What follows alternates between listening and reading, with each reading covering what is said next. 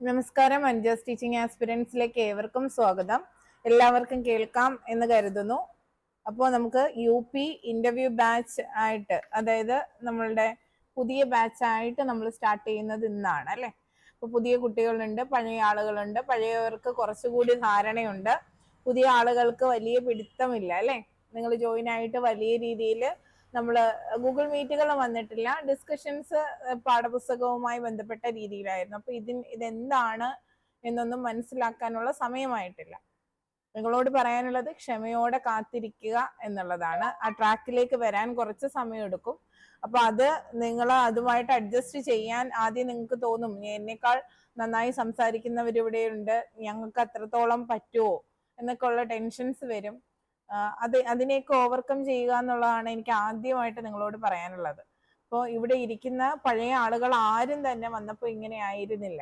ഇപ്പോൾ ഒരുപാട് തടസ്സങ്ങൾ സംസാരത്തിൻ്റെ ഇടയിൽ പലതവണ നിർത്തി അങ്ങനെയുള്ള കുട്ടികൾ തന്നെയായിരുന്നു. പക്ഷെ അവർ പറയുന്നത് കേൾക്കാൻ തയ്യാറായിരുന്നു. അപ്പോൾ അത് കേട്ട് ചെയ്യാൻ തയ്യാറാകുന്നവർക്ക് അതിൻ്റെതായ റിസൾട്ട് ഉറപ്പായും ഉണ്ടാകും. ഇനി ഞാൻ ഗ്രൂപ്പിൽ പറഞ്ഞതുപോലെ ഓരോരുത്തരെയായിട്ട് വിളിക്കുമ്പോൾ ഇതിൽ നിമിത ടീച്ചറിനെ ഉള്ളൂ ഇന്ന് വീഡിയോ ഓൺ ചെയ്യാൻ പറ്റാത്തത്. ബാക്കി എല്ലാവരും വിളിക്കുമ്പോൾ വീഡിയോ ഓൺ ചെയ്ത് തന്നെ സംസാരിക്കണം, അധിക താമസം ഉണ്ടാകരുത്. അപ്പോൾ അതുപോലെ നെറ്റ് ഇഷ്യൂസ് എന്തെങ്കിലും വന്നു കഴിഞ്ഞാൽ അതൊന്ന് നേരത്തെ അറിയിക്കുക, ഗ്രൂപ്പിനകത്തേക്കൊന്ന് മെസ്സേജ് ചെയ്യുമെങ്കിലും ചെയ്യുക കേട്ടോ. അപ്പോൾ നമുക്ക് സ്റ്റാർട്ട് ചെയ്യാം. ആദ്യം പുതുതായി ജോയിൻ ചെയ്തവരിൽ നിന്ന് തന്നെ തുടങ്ങുകയാണ്. നന്ദൻ ടീച്ചറെ ഓൺ ചെയ്തോളൂ.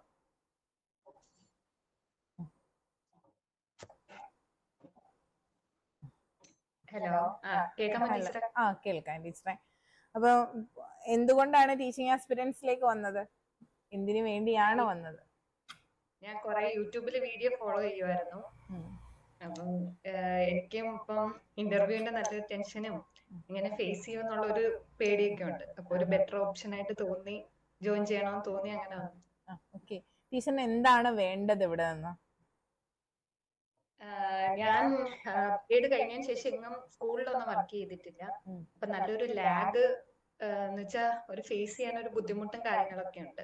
അപ്പൊ ആ ലാഗ് ഒന്ന് മാറ്റിയെടുക്കണം എന്നുള്ളതാ പ്രധാനമായിട്ടും. ഒന്ന് സംസാരത്തിലുള്ള ആ ഒരു തടസ്സം ഒഴിവാക്കുക. സ്കൂളുകളില് വർക്ക് ചെയ്തിട്ടുണ്ടോ അതോ ഇല്ലയോ? എന്താണ് പറഞ്ഞത്? ഇല്ല, ട്യൂഷനൊക്കെ എടുക്കുമായിരുന്നു, എങ്കിലും അത് നല്ല ഗ്യാപ്പ് വന്നു. ഓക്കെ, നല്ല ഗ്യാപ്പ് എന്ന് പറയുമ്പോ എത്രത്തോളം? ഞാൻ 2020 ബിഎഡ് പാസ് ഔട്ട് ആയതാ. അതിനുശേഷം ഒരു 2 വർഷം കണ്ടിന്യൂസ് ആയിട്ട് +1 +2 ട്യൂഷൻ എടുക്കുമായിരുന്നു. അത് കഴിഞ്ഞ് നേരെ പിന്നെ PSC 2 വർഷം, അങ്ങനെ പിന്നെ അതിനിടയ്ക്ക് പിന്നെ ട്യൂഷനും കാര്യങ്ങളൊന്നും കണ്ടക്ട് ചെയ്തിട്ടില്ല. ആ ഒരു ഗ്യാപ്പ് ഉണ്ട്. ഒന്നുമില്ല, എങ്കിലും പഠിച്ചോണ്ടിരിക്കുകയാണ്, ആളുകളെ കാണുന്നുണ്ട്, പുറത്തേക്ക് ഇറങ്ങുന്നുണ്ട് അല്ലേ, വീട്ടിന്റെ അകത്ത് തന്നെ ആയി പോയിട്ടില്ല. ഇപ്പൊ ഞാൻ HSAയുടെ അത് ഓൺലൈൻ ആയിട്ടാ കോച്ചിങ് ചെയ്യുന്നത്. അപ്പൊ അതിന്റേതായിട്ട് ഇപ്പൊ കുറെ നാളുകൊണ്ട് അങ്ങനെ പുറത്തിറക്കവും കാര്യങ്ങളൊന്നും ഇല്ല, അതിന്റേത് ബുദ്ധിമുട്ടും ഉണ്ട്. ഇപ്പൊ HSA നാച്ചുറൽ സയൻസ് ആണോ? അതെ.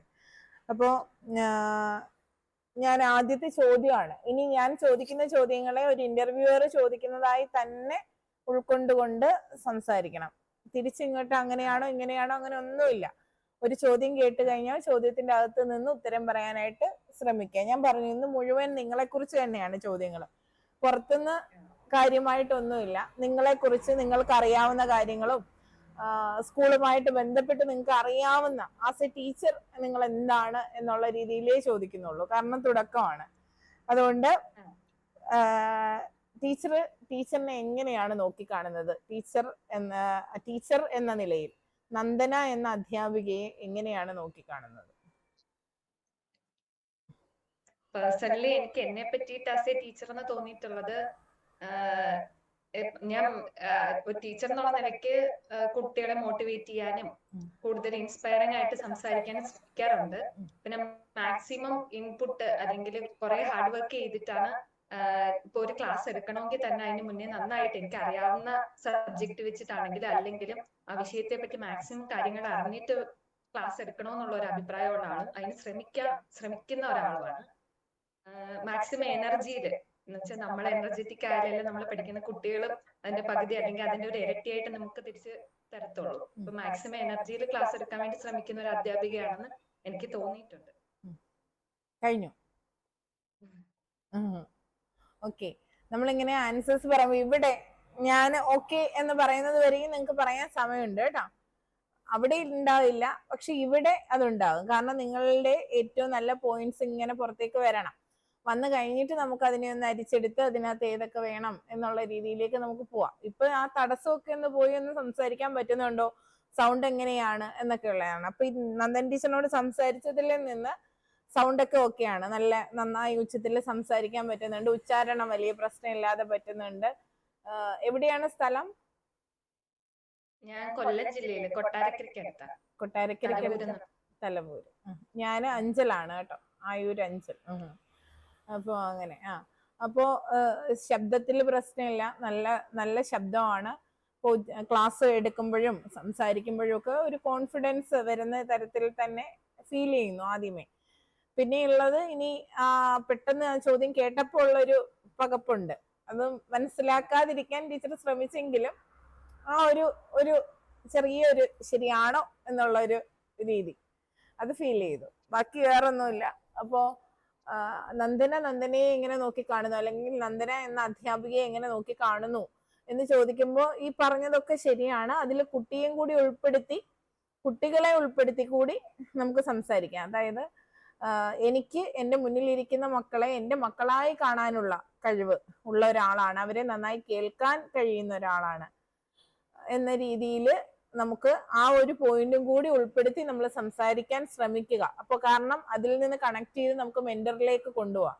എന്താണ് മെന്റർ എന്നൊക്കെ ഉള്ള രീതിയിലേക്ക്. അപ്പൊ നമ്മൾ ക്വസ്റ്റ്യന് ആൻസർ പറയുമ്പോൾ നമുക്ക് അറിയുന്ന അടുത്ത ചോദ്യം നമ്മൾ അങ്ങോട്ടേക്ക് ഇട്ട് കൊടുക്കുന്ന രീതിയിൽ ഒന്ന് കണക്ട് ചെയ്ത് ബുദ്ധിപൂർവ്വം സംസാരിക്കാനും കൂടി നമുക്ക് ശ്രമിക്കാം. വേണമെങ്കിൽ മെന്റർ എന്ന വേർഡ് തന്നെ നമുക്ക് അവിടെ പറയാം. ഞാനൊരു നല്ല മെന്റർ ആണ് എന്ന് തന്നെയാണ് എൻ്റെ വിശ്വാസം എന്ന രീതിയിൽ ഉറപ്പിച്ച് പറയാം. അപ്പൊ എന്താണ് മെന്ററിനുള്ള ക്വാളിറ്റീസ് എന്തൊക്കെയാണ് എന്ന രീതിയിലേക്ക് ആ ചോദ്യത്തെ നമുക്ക് കൊണ്ടുപോകാനാകും. ഇപ്പം നന്ദൻ ടീച്ചറിന് അറിയാലോ എന്താണ് മെന്റർ, ആരാണ് മെന്റർ, എങ്ങനെയായിരിക്കണം പറഞ്ഞു? അറിയാം ടീച്ചർ, സഹരക്ഷിതാവാണ് മെന്റർ. മീനിങ് വരുന്നത് സഹരക്ഷിതാവ് എന്നുള്ളതാണ്. അതായത് കുട്ടിക്ക് അനുയോജ്യമായിട്ടുള്ള ഒരു ലേണിംഗ് എൻവയോൺമെന്റ് ക്രിയേറ്റ് ചെയ്ത് അവരുടെ കൂടെ, ഇന്നത്തെ കുട്ടികൾക്ക് അവർക്ക് ഒരു നോളജ് നമ്മൾ ക്രിയേറ്റ് ചെയ്ത് കൊടുക്കേണ്ടതില്ല, അവരായിട്ട് അത് ക്രിയേറ്റ് ചെയ്ത് എടുത്തോളും. അപ്പൊ നമ്മൾ അതിന് വേണ്ടിയിട്ടുള്ള ഒരു സാഹചര്യം സൃഷ്ടിച്ചു കൊടുക്കുക മാത്രമാണ് ചെയ്യേണ്ടത്. അപ്പൊ അതിനുള്ള സാഹചര്യങ്ങൾ ഉണ്ടാക്കി കൊടുത്ത് അവരെ കറക്റ്റ് ആയിട്ട് ലീഡ് ചെയ്ത് അവർക്ക് ഒന്ന് ഹെൽപ്പ് ചെയ്യാം, അവരെ ഒന്ന് എല്ലാ രീതിയിലും ഒന്ന് ഒരു സേഫ് ഒരു എൻവയോൺമെന്റ് അവർക്ക് വേണ്ടിയിട്ട് ക്രിയേറ്റ് ചെയ്ത് കൊടുക്കുന്ന ആളാണ് മെന്റർ. അതൊരു ഫെസിലിറ്റേറ്റർ അല്ലേ ടീച്ചർ ഇപ്പൊ പറഞ്ഞു വന്നപ്പോ? ഫെസിലിറ്റേറ്ററും മെന്റർ എല്ലാം കണക്റ്റഡ് ആയിട്ടുള്ള, പക്ഷെ എല്ലാം ഒന്നല്ല. അങ്ങനെയാണ് നമ്മുടെ ചിന്ത. ഫെസിലിറ്റേറ്റർ, മെന്റർ രണ്ടും തമ്മിലുള്ള വ്യത്യാസം ഉണ്ടോ? നമ്മൾ ഈ ഫെസിലിറ്റീസ് ഒക്കെ ഒരുക്കി കൊടുക്കുന്നത് വേണമെങ്കിൽ നമുക്ക് ഫെസിലിറ്റേറ്റർ എന്ന രീതിയിലേക്ക് നമുക്ക് പറയാം. പക്ഷെ മെന്റർ എന്ന് പറയുമ്പോൾ കുറച്ചും കൂടി ഒരു ഉയർന്ന തലത്തിലേക്ക് പോയി. അതായത് സഹരക്ഷിതാവ് എന്ന് പറയുമ്പോൾ ഒരു രക്ഷിതാവ് എന്താണോ അത് തന്നെയാണ് അധ്യാപികയും എന്നതാണ് അവിടെ നമുക്ക് മനസ്സിലാക്കാൻ പറ്റേണ്ടത്.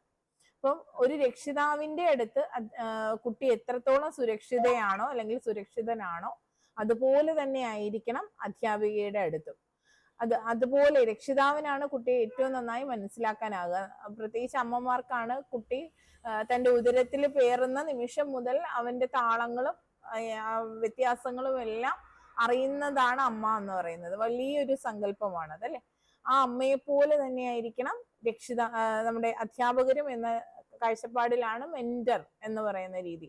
അപ്പൊ മെന്റർ എന്ന് പറയുമ്പോൾ വെറുതെ പഠനം, ടീച്ചർ പറയുന്ന കാര്യങ്ങളൊക്കെ പഠനവുമായി കേന്ദ്രീകരിച്ച് മാത്രമായി പോകുന്നു നന്ദന ടീച്ചർ പറയുന്നത്. അപ്പൊ അതിനെ കുട്ടിയുടെ പൂർണ്ണമായ വ്യക്തിത്വം വികസനം ആ ഒരു രീതിയിൽ ഒരു മുഴുവനായ വികസനത്തെ കൂടി നമ്മൾ കണക്കാക്കി വേണം സംസാരിക്കാനായിട്ട്. കേവലം പഠനത്തിൽ ഒതുങ്ങി പോകാതെ കുട്ടിയുടെ പൂർണ്ണമായ വികാസം അതല്ലേ നമ്മൾ ഉദ്ദേശിക്കുന്നത്, ഒരു വ്യക്തിയുടെ പൂർണ്ണതയിലേക്ക് എത്തിക്കുക. അപ്പം മെന്റർ എന്ന് പറയുമ്പോൾ മുന്നിലിരിക്കുന്ന കുട്ടിയെ പൂർണ്ണമായി മനസ്സിലാക്കുന്ന ആളായിരിക്കും. അപ്പൊ അവന്റെ രക്ഷിതാവിനോട് എന്ന പോലെ അവൻ അടുപ്പം മെന്ററിനോട് തോന്നണം, അധ്യാപികയോട് തോന്നണം. അതുകൊണ്ടാണ് നമ്മൾ ആ വാക്ക് ഉപയോഗിക്കുന്നത്. സ്നേഹത്തിന്റെ കാര്യത്തില് നമ്മുടെ നിത്യചൈതന്യ പറയുന്ന ഒരു കാര്യമുണ്ട്. നമ്മുടെ മുന്നിലിരിക്കുന്ന കുട്ടിയെ നമ്മുടെ കുട്ടി എന്ന് കാണാൻ കഴിയാത്തപ്പോൾ നമ്മൾ അധ്യാപനം ഉപേക്ഷിക്കണമെന്ന്. അപ്പോൾ അതൊക്കെ ഈ മെന്റർഷിപ്പുമായിട്ട് ബന്ധപ്പെട്ടതാണ്. മുന്നിലിരിക്കുന്ന കുട്ടിയെ തന്റെ കുട്ടിയായി കണ്ട് സ്നേഹിക്കാൻ കഴിയണം. അതുപോലെ അതിന്റെ കഴിവുകളെ മനസ്സിലാക്കാനും പരിപോഷിപ്പിക്കാനും കഴിയണം. കുട്ടിയുടെ കൈത്താങ് എപ്പോ കൊടുക്കണം, എപ്പോ പിൻവലിക്കണം, ഇതെല്ലാം നല്ലൊരു മെന്റർ അറിഞ്ഞിരിക്കേണ്ട കാര്യമാണ്. കൂടുതലായിട്ടൊന്നിലേക്കും പോകുന്നില്ല. ഇത്രയൊക്കെ കാര്യങ്ങൾ ഇങ്ങനെയൊക്കെ ഒന്ന് പറയാൻ തയ്യാറാകുക കേട്ടോ. ഓക്കെ അല്ലേ? ഇനി അനു ടീച്ചർ ഓൺ ചെയ്തോളൂ. അനു അനു വേഗത്തിൽ. ആഹാ, അതാരോ ഒരു കുഞ്ഞാവ, പേരെന്താ? മൈക്ക് മ്യൂട്ടാണേ. ഹായ് ബേബി, എന്താ പേര്?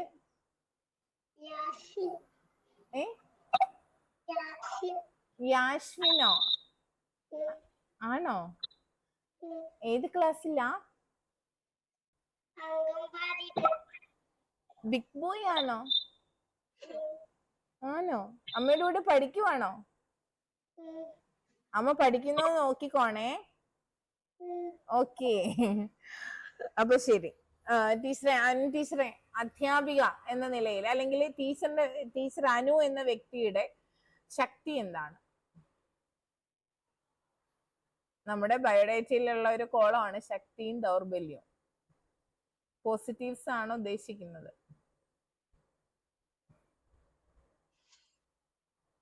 പറഞ്ഞോ. എനിക്ക് കുറച്ച് വർഷമായിട്ട് ടീച്ചിങ് ഞാൻ ഒരു 7 വർഷം മാത്രമേ ജോലി ചെയ്തിട്ടുള്ളൂ. 2017 നിർത്തിയതാണ്. അതുകൊണ്ട് കുറെ വർഷമായിട്ട് ഗ്യാപ്പ് ആയോണ്ട് 7 വർഷം അധ്യാപികയായിട്ട് ജോലി ചെയ്തില്ലേ? ചെയ്തു. അത്രയൊന്നും വർഷം ഗ്യാപ്പ് ആയതുകൊണ്ട് പെട്ടെന്ന് അത്രത്തോളം വർഷത്തിന്റെ കണക്ക് പറയാനൊന്നും എനിക്കൊന്നും ഇല്ല. അങ്ങനെ എത്രയോ അധ്യാപകർക്ക് ഇവിടെ ഉണ്ടാവില്ല. ഗ്യാപ്പ് പോട്ടെ, വ്യക്തി എന്ന നിലയിൽ നോക്കൂ. അനു എന്ന വ്യക്തിക്ക്, അനു ടീച്ചറിന് അല്ലെങ്കിൽ അനു എന്ന വ്യക്തിയുടെ ശക്തി എന്താണ്? വ്യക്തിത്വത്തിന്റെ കാര്യമാണ് അവിടെ വരുന്നത്. മനസ്സിലാക്കാൻ കഴിവുണ്ട്.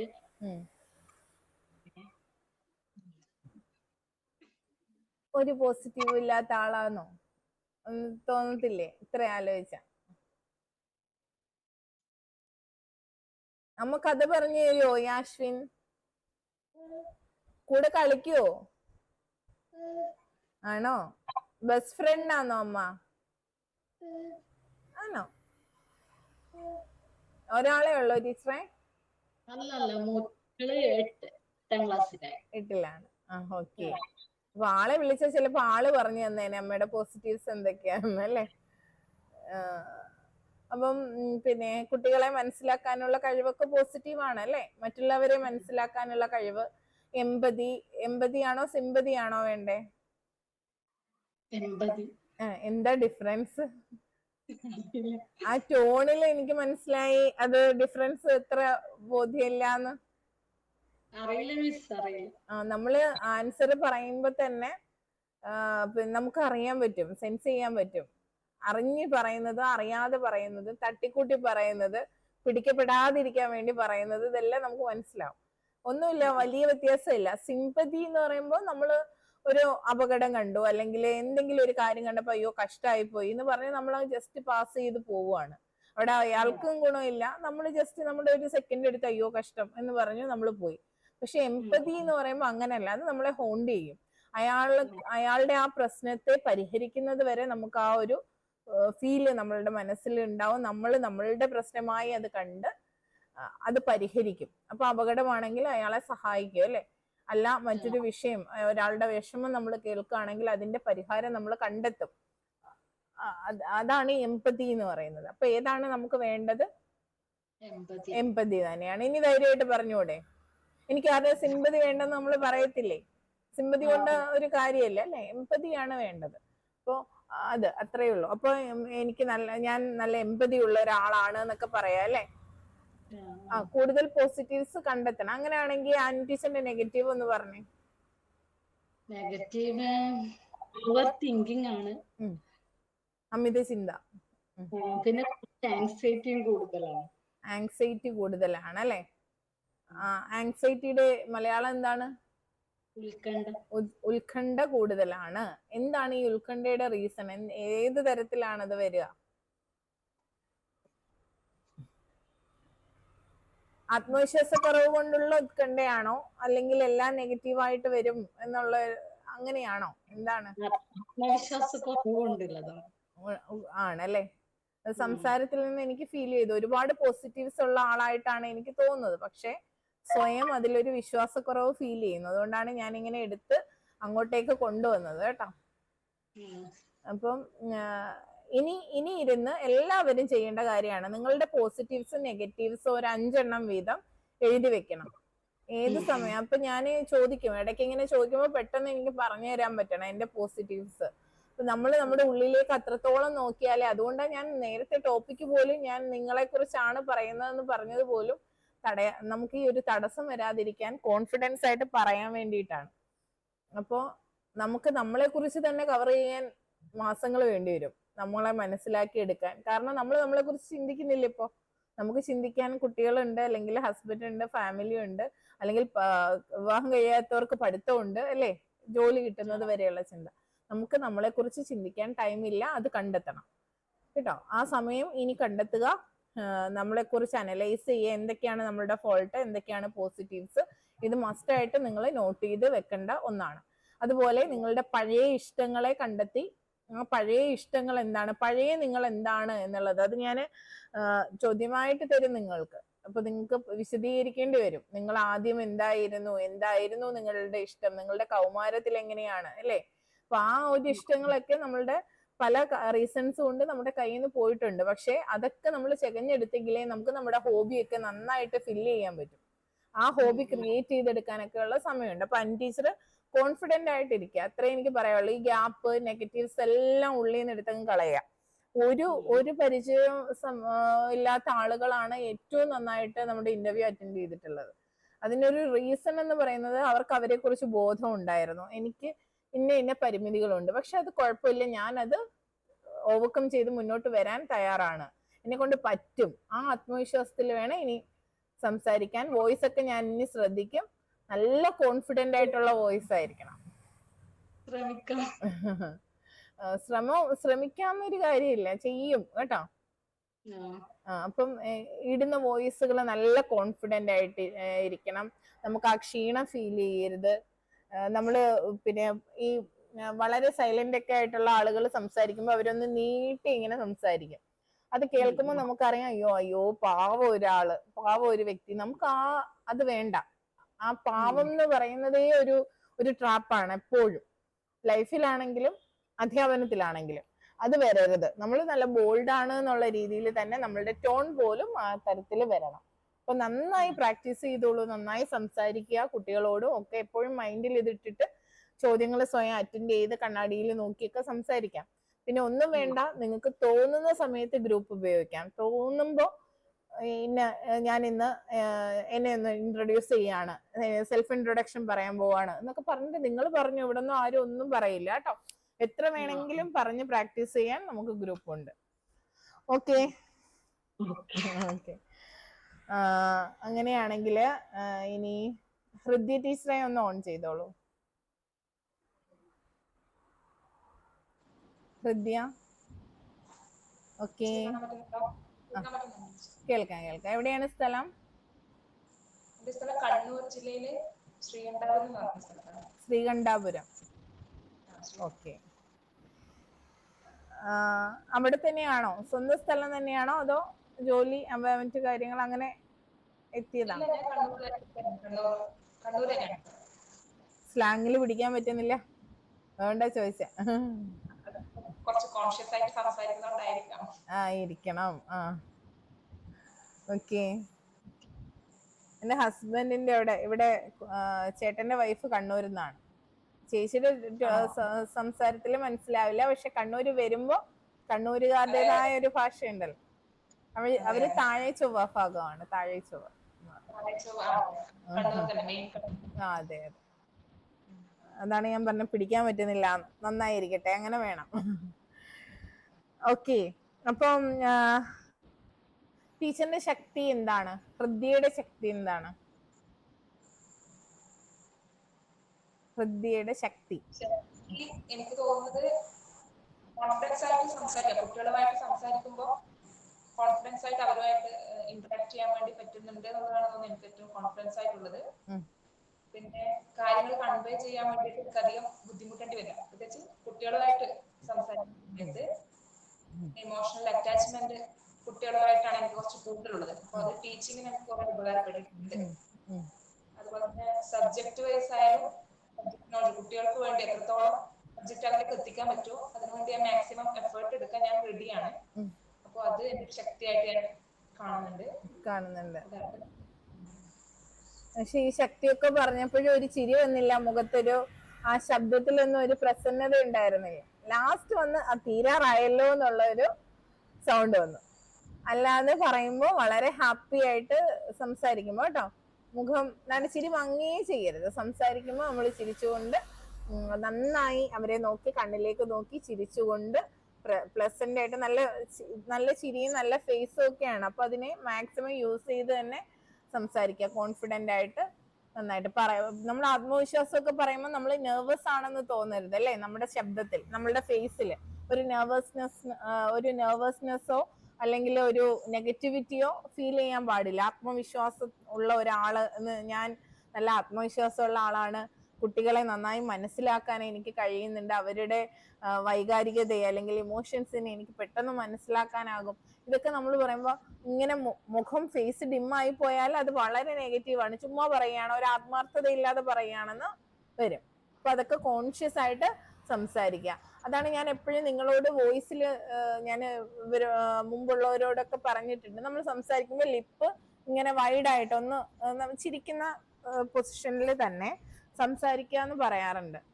അതായത് നമ്മൾ ഇങ്ങനെ മുഖം ഇങ്ങനെ കൂർപ്പിച്ച് സംസാരിക്കുമ്പോൾ, അല്ലാതെ ലിപ്പ് ഇങ്ങനെ താഴേക്ക് ഇട്ടിട്ട് നമ്മൾ ഇങ്ങനെ കാര്യം പറയുകയാണെങ്കിൽ ഞാൻ എന്തോ തെറ്റ് ചെയ്തു എന്നുള്ള രീതിയിലേക്ക് വരും. അതേസമയം നമ്മൾ ഒന്ന് ഇച്ചിരി വൈഡാക്കി ഇങ്ങനെ സംസാരിക്കുകയാണ് നമ്മുടെ ടോണേ അങ്ങ് മാറും. അപ്പം ആ ശബ്ദം മാറും. അതുപോലെ ഇച്ചിരി ഉച്ചത്തിൽ തൊണ്ടയിൽ നിന്ന് ഉള്ളിൽ നിന്ന് ശബ്ദം വരുന്ന ആ ഒരു രീതിയിലൊക്കെ നമ്മൾ പ്രാക്ടീസ് ചെയ്യാനുണ്ട്. ഒരുപാട് കാര്യങ്ങൾ നമ്മൾ മാറ്റിയെടുക്കാനുണ്ട് അധ്യാപകർ അല്ലെ? നമ്മളുടെ ശബ്ദം എപ്പോഴും പ്രസന്നമായിരിക്കണം, എപ്പോഴും അത് സ്ഫുടതയുള്ളതായിരിക്കണം, എപ്പോഴും കുറച്ചെങ്കിലും നമ്മൾ അക്ഷരം നിങ്ങൾ കൃത്യമായി ഉച്ചരിക്കത്തക്ക രീതിയിലായിരിക്കണം നമ്മൾ വോയിസ് ഇടേണ്ടത്. പലപ്പോഴും നമ്മുടെ കൊളോക്കിയൽ ഭാഷ അതിനകത്തേക്ക് കയറി വരുന്നുണ്ട്. അതിനെ നിങ്ങൾ നിയന്ത്രിക്കണം. ഹൃദയയുടെ കാര്യമല്ല പറഞ്ഞത്, മൊത്തത്തില് ഹൃദയ ടീച്ചറിന്റെ കാര്യമല്ല, മൊത്തത്തില് പറഞ്ഞാണ് കേട്ടോ. അപ്പോ നല്ല ശബ്ദമാണ്, നല്ല ചിരിയാണ്, അത് മെയിൻറ്റെയിൻ ചെയ്തിട്ട് ആദ്യ അവസാനം വരെ നമ്മൾ അടിപൊളിയായിട്ട് പറയണം കേട്ടോ. ഓക്കെ, ഇനി അടുത്ത ആളിലോട്ട് പോട്ടെ. ഇനി പുതുതായിട്ട് വന്ന ഷീന ടീച്ചറെ ഓൺ ചെയ്തോളൂ.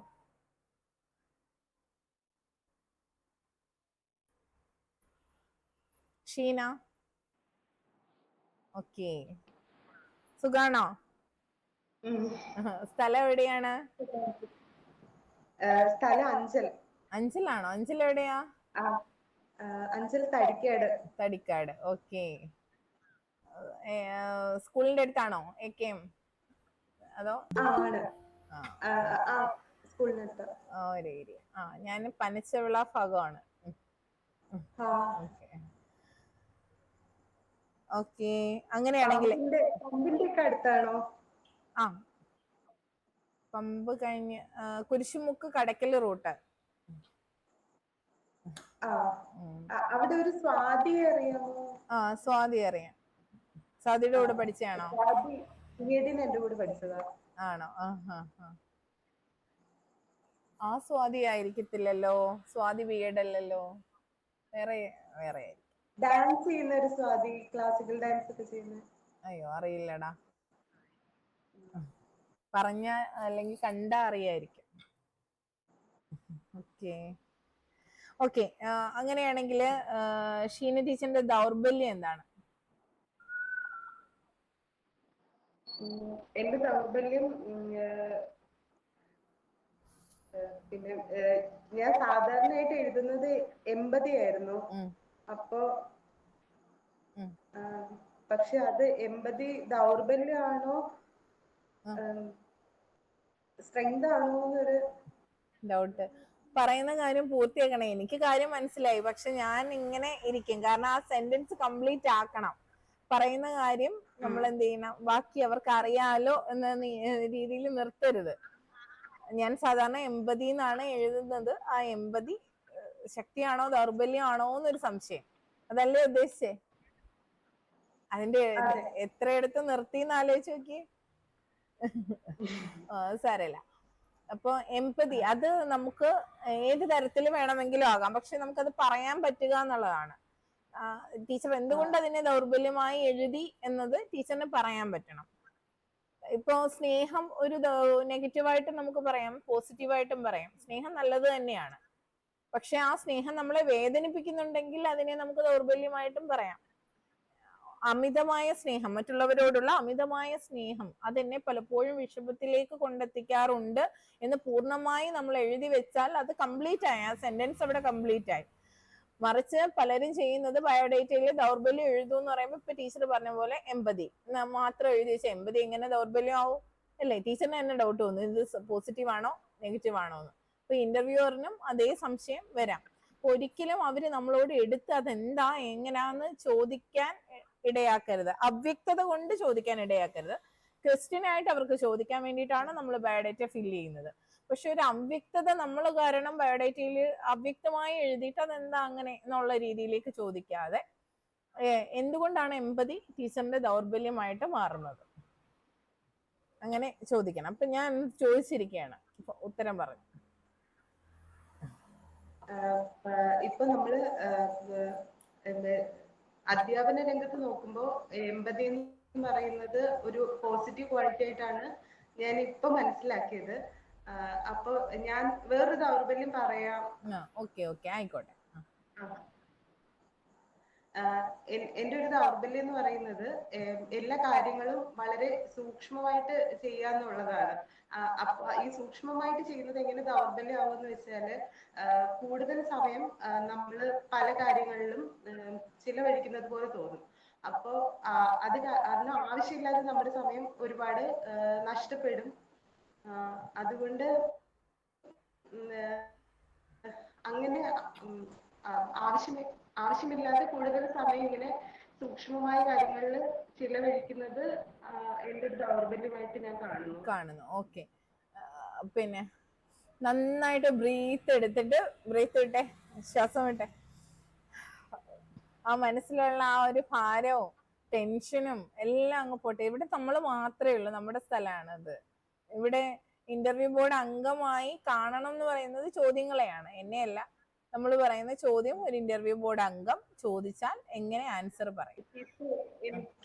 എനിക്ക് ഇങ്ങനെ സംസാരിക്കാൻ കുറച്ച് ബുദ്ധിമുട്ടാണ്. ഇങ്ങനെ പബ്ലിക് സ്പീക്കിംഗ് എല്ലാം എനിക്ക് ഭയങ്കര ബുദ്ധിമുട്ടാണ്. എനിക്ക് മനസ്സിലാവുന്നുണ്ടത്. അതിന്റെ ഒരു ബുദ്ധിമുട്ട് അല്ലേ? അതായത് ആളിച്ചിരി സൈലന്റ് ആണ്, കുറച്ച് ഇൻട്രോവേർട്ട് ആണോ? അതെ. അധ്യാപികയ്ക്ക് ചേർന്ന ക്വാളിറ്റി ആണോ? അല്ല. നമ്മുടെ എവിടെ നമുക്ക് വേറെ ഈ ബാച്ച്, അതായത് LP ബാച്ചിൽ ഒരു ടീച്ചർ ഉണ്ടായിരുന്നു. കഴിഞ്ഞ ബാച്ചുകളിൽ, അതായത് 2019-20 കോവിഡ് ടൈമിലെ ആ ബാച്ചിലും ഉണ്ടായിരുന്നു ഇതുപോലെ ആളുകൾ. അപ്പം ഈ കഴിഞ്ഞ ബാച്ചിലെ ടീച്ചറും ഇതുപോലെ ഒരു ചോദ്യം ചോദിച്ചാൽ ഇങ്ങനെ പറഞ്ഞു വന്നിട്ട് അങ്ങ് കളയും. അതായത് ബാക്കി പറയാൻ വയ്യ, അത്ര കോൺഫിഡൻസ് കുറവ്, അല്ലെങ്കിൽ ഇൻട്രോവേർട്ട് ആണ് എന്നുള്ളതിന്റെ തെളിവ് സംസാരത്തിലുള്ള ആള്. ടീച്ചർ ആദ്യം തന്നെ നമ്മൾ ഗ്രൂപ്പിലേക്ക് ജോയിൻ ചെയ്തപ്പോൾ തന്നെ എനിക്ക് അയച്ച വോയിസിനകത്ത് ടീച്ചറിന്റെ വിഷമമുണ്ട്. ടീച്ചർ ഇങ്ങനെ പറയുന്നുണ്ട്, ടീച്ചറെ ഞാൻ വളരെ സൈലന്റ് ആണ്, വളരെ ഇൻട്രോവേർട്ട് ആണ്, എനിക്ക് ആരെയും ഫേസ് ചെയ്യാനോ വീട്ടിൽ റിലേറ്റീവ്സ് വന്നാൽ പോലും ഇറങ്ങി നിന്ന് സംസാരിക്കാൻ ബുദ്ധിമുട്ടുള്ള ആളാണ് എന്ന് പറഞ്ഞിരുന്നു. പക്ഷെ അത് ഞാൻ ഇതേ ചോദ്യമാണ് ചോദിച്ചത്, നമുക്ക് വേണ്ട ക്വാളിറ്റി ആണോ? അധ്യാപകർക്ക് വേണ്ട ക്വാളിറ്റി ആണോ? അല്ല. അപ്പം നമ്മൾ മാറിയെങ്കിലേ നമ്മുടെ കുട്ടികൾ മാറും എന്ന് വെച്ച് ഇൻട്രോവേർട്ട് ആവുന്നത് തെറ്റ്, അങ്ങനല്ല. ചിലർക്ക് അവരുടെ കമ്പനിയിൽ വളരെ ഹാപ്പി ആയിട്ടിരിക്കുന്ന ആളുകളുണ്ട്, മറ്റുള്ള ആളുകൾ ഇല്ലെങ്കിൽ പോലും നന്നായിട്ട് ഹാപ്പി ആയിട്ട്. പക്ഷെ നമ്മൾ എപ്പോഴും ഒരു സമൂഹത്തിലാണ് ജീവിക്കുന്നത് എന്നതുകൊണ്ട് മറ്റു പ്രൊഫഷൻസിനേക്കാളും അധ്യാപനത്തിൽ ഒരിക്കലും ഇൻട്രോവേർട്ട് ആയ ഒരു രീതിയിലേക്ക് മാറരുതെന്നാണ് എൻ്റെ പേഴ്സണൽ ആയിട്ടുള്ള അഭിപ്രായം. അത് നമുക്ക് മാറ്റിയെടുക്കാൻ പറ്റും. ഏത് കാര്യവും നമ്മൾ വിചാരിച്ചാൽ മാറാത്തതായിട്ട് ഒന്നുമില്ല. മനസ്സിൽ ഇപ്പൊ ഒരാളുമായിട്ട് പുതുതായി സംസാരിക്കുമ്പോൾ ഷീന ടീച്ചറിന്റെ മനസ്സിൽ വരുന്ന ഒരു ബുദ്ധിമുട്ട് എന്താണ്? പുതിയ ഒരാളുമായിട്ട് സംസാരിക്കുമ്പോൾ അത് വേണ്ട എന്ന് പിന്നിലേക്ക് വലിക്കുന്ന റീസൺ എന്താണ്? എന്ത് വിചാരിക്കും എന്നുള്ളത്, അവര് നമ്മളെ കുറിച്ച് എന്ത് വിചാരിക്കും. ഇപ്പൊ ജസ്റ്റ് നമ്മൾ ഒരു പുതുതായി ഒരാളെ ഇൻട്രൊഡ്യൂസ് ടീച്ചറിനെ പെട്ടെന്ന് ഒരാളുമായിട്ട് പരിചയപ്പെടുകയാണ്, അവിടെയും ടീച്ചറിന് ഈ ഒരു പ്രശ്നമില്ലേ? അവരുമായിട്ട് നേരെ സംസാരിച്ച് മിങ്കിൾ ചെയ്ത് ടീച്ചറായിട്ട് ഒരു എഫേർട്ട് എടുക്കാറുണ്ടോ? ആവശ്യമുണ്ടെങ്കിൽ ഞാൻ എഫേർട്ട് ഇട്ട് സംസാരിക്കും. പക്ഷെ അത് നമ്മള് കോൺഷ്യസ് ആയിട്ടൊരു എഫേർട്ട് ഇട്ടിട്ട് ചെയ്യുന്ന കാര്യം ചെയ്യും. ഞാൻ സംസാരിക്കും, പക്ഷെ പബ്ലിക് സ്പീക്കിംഗ് ഒട്ടും പറ്റാത്തത്.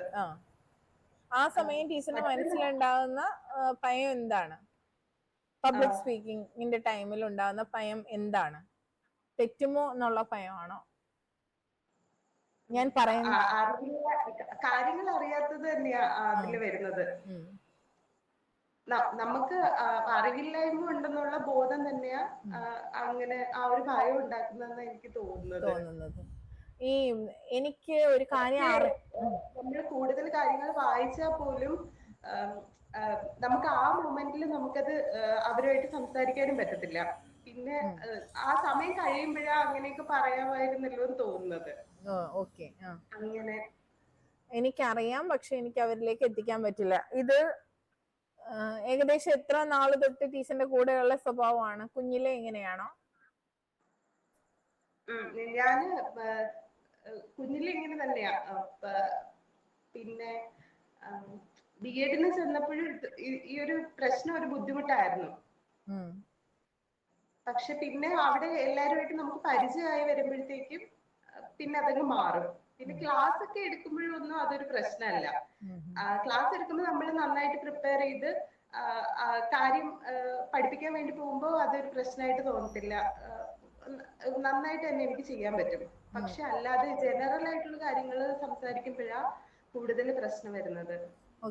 ടീച്ചറിന് കുട്ടികളുടെ മുന്നിൽ ഈ ഒരു ബുദ്ധിമുട്ട് തോന്നാറുണ്ടോ ക്ലാസ് എടുക്കുമ്പോ? ടീച്ചറെ, ഞാൻ ഗസ്റ്റ് ലെക്ചറർ ആയിട്ട് വർക്ക് ചെയ്തിട്ടുള്ളത്. പിന്നെ അല്ലാതെ ഇല്ല. എനിക്ക് സ്കൂളില് ടീച്ചിങ് പ്രാക്ടീസിനൊന്നും പോകുമ്പോൾ എനിക്ക് പ്രശ്നങ്ങളൊന്നുമില്ല. ഗസ്റ്റ് ലെക്ചറർ ആയിട്ട് എവിടെയാണ് വർക്ക് ചെയ്തിട്ടുള്ളത്? ഞാൻ പുനലൂർ SM കോളേജിലും ഇവിടെ വിമൻസ് കൊല്ലം SM കോളേജിലും വർക്ക് ചെയ്തിട്ടുണ്ട്. സബ്ജക്ട് ഏതാണ്? ഫിസിക്സ് ആണ്. ആയിക്കോട്ടെ, വലിയ കുട്ടികളല്ലേ അത്? അപ്പൊ ഈ കോളേജിലെ കുട്ടികളാണ്, അവരുടെ അടുത്ത് മുമ്പിൽ വന്ന് നിന്ന് അവർക്ക് ക്ലാസ് എടുക്കുന്ന സമയത്ത് ബുദ്ധിമുട്ട് തോന്നാറുണ്ടോ? ഇങ്ങനെ നമ്മൾ പഠിപ്പിക്കാനുള്ള കാര്യങ്ങൾ പ്രിപ്പയർ ചെയ്തുകൊണ്ട് പോകും, അത് പഠിപ്പിച്ചു തീർക്കും. കോളേജിൽ ആ ഒരു സെറ്റപ്പും അങ്ങനെ തന്നെയാ. നമ്മൾ അങ്ങനെ കൂടുതൽ അവരുമായിട്ട് മിങ്കിൾ ചെയ്യേണ്ട ആവശ്യമില്ല. പിന്നെ ഗസ്റ്റ് ലെക്ചറും കൂടെ ആവുമ്പോ നമ്മൾ കൂടുതലായിട്ട് സംസാരിക്കാതിരിക്കുന്നതാ എല്ലാവർക്കും താല്പര്യം. അങ്ങനെ കുട്ടികളുമായിട്ടുള്ള ബോണ്ട് എങ്ങനെയാണ്? അങ്ങനെയില്ല. ഞാനിത് മനസ്സിലാക്കാൻ വേണ്ടി ചോദിച്ചതാണ്. അപ്പോ ടീച്ചർ മനസ്സിലാക്കേണ്ടത്, ഇത്ര വർഷമായിട്ട് ടീച്ചറിന്റെ പ്രായം ടീച്ചറിന് അറിയാം. ടീച്ചർ സംസാരിച്ചു തുടങ്ങുന്ന അന്ന് മുതലേ ഉള്ള ഒരു കാര്യമാണിത്. എന്താ ടീച്ചർ ഇൻട്രോവേർട്ട് ആയിട്ട് മാറുന്നത്? അതിന് പല റീസൺസ് ഉണ്ടാകും. ഒന്ന്, വീട്ടില് ചിലപ്പോ നമ്മളുടെ സംസാരത്തെ കളിയാക്കിയതാകാം, നമുക്കുണ്ടായ കുട്ടിക്കാലത്തുണ്ടായ എന്തെങ്കിലും ട്രോമയാകാം, വേദിയിൽ നിന്നുണ്ടായ എന്തെങ്കിലും നെഗറ്റീവ് അനുഭവം ആകാം. അങ്ങനെ എന്തെങ്കിലും ഉണ്ടോ? അങ്ങനെ എന്താന്ന് വെച്ചാല്, നമ്മളോട് ഇങ്ങനെ അസംബ്ലിക്കൊക്കെ സംസാരിക്കാൻ പറയുമ്പോ പോയി ചെയ്യുമല്ല. അപ്പം അന്നേരമൊന്നും ഞാൻ എക്സ്പെക്ട് ചെയ്യുന്ന ഒരു ലെവലിലേക്ക് എനിക്ക് എത്താൻ പറ്റാറില്ല. അപ്പൊ അതുകൊണ്ട് ഇത് വേണ്ടായിരുന്നു എന്ന് എപ്പോഴും തോന്നും. അങ്ങനെ പിന്നെ സമയത്തൊന്നും അങ്ങനെ വേണ്ടായിരുന്നു എന്നാ ആ തോന്നുന്നത്. സമയത്ത് ഏതെങ്കിലും അധ്യാപിക സപ്പോർട്ട് ചെയ്തിട്ടുണ്ടോ? തിരിച്ചറിഞ്ഞ് സപ്പോർട്ട് ചെയ്തിട്ടുണ്ടോ? അവരൊന്നും ശ്രദ്ധിച്ചിട്ടില്ല അങ്ങനെ. അതെ എല്ലാം നമ്മുടെ മനസ്സിൽ തന്നെ.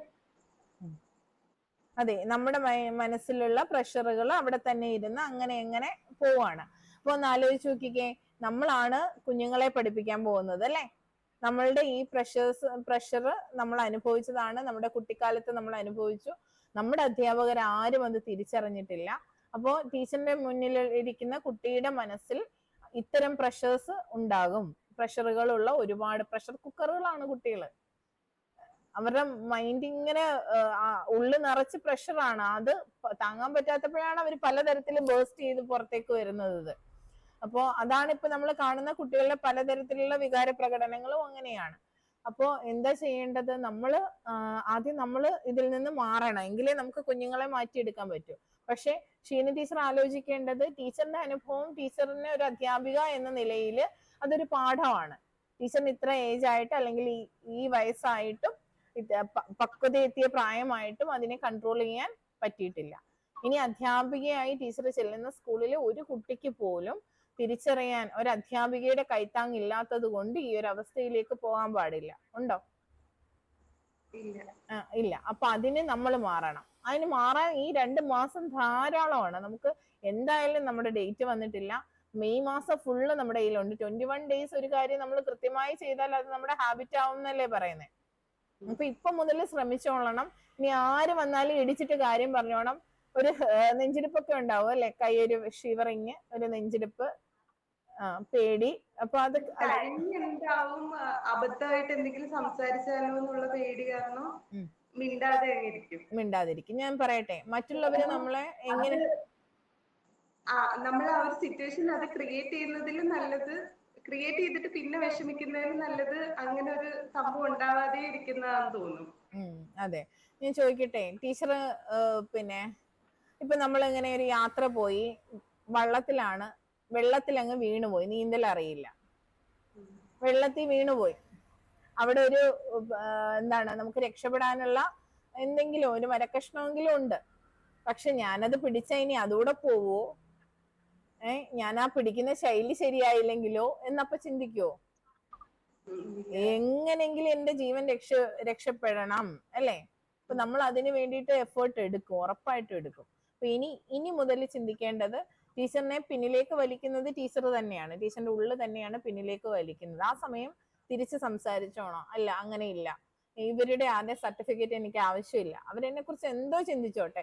ഈ ചിരിച്ച് സംസാരിക്കുന്നവരുടെ എല്ലാവരുടെയും ഉള്ളിൽ നമ്മളോട് ഇഷ്ടമുണ്ടോ? ഇല്ല അല്ലേ. നമ്മളെ അക്സെപ്റ്റ് ചെയ്യുന്നവര്, ഇഷ്ടപ്പെടുന്നവരുണ്ട്, ഇഷ്ടപ്പെടാത്തവരുണ്ട്. അവര് പോലും നമ്മളെ മുഖത്ത് നോക്കി ചിരിച്ചാണ് സംസാരിക്കാറ്. അപ്പൊ നമ്മൾ എന്ത് ചെയ്യാം, മറ്റുള്ളവരുടെ അഭിപ്രായത്തെ നമ്മൾ എന്താണ് വലിയ രീതിയിൽ ഹൃദയത്തിലേക്ക് എടുക്കണ്ട, അവരെ മാനിക്കണം. അവരുടെ അഭിപ്രായങ്ങൾ നമ്മുടെ വളർച്ചയ്ക്കാണെങ്കിൽ നമ്മൾ അക്സെപ്റ്റ് ചെയ്യണം, അതൊക്കെ ചെയ്യണം.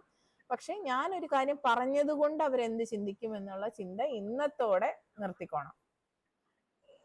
ഇനി ആ ഒരു ചിന്തയേ വേണ്ട. കാരണം ടീച്ചർ അധ്യാപികയാകാൻ പോവാണ്, ഒരുപാട് കുട്ടികളെ പഠിപ്പിക്കാനുള്ള ആളാണ്.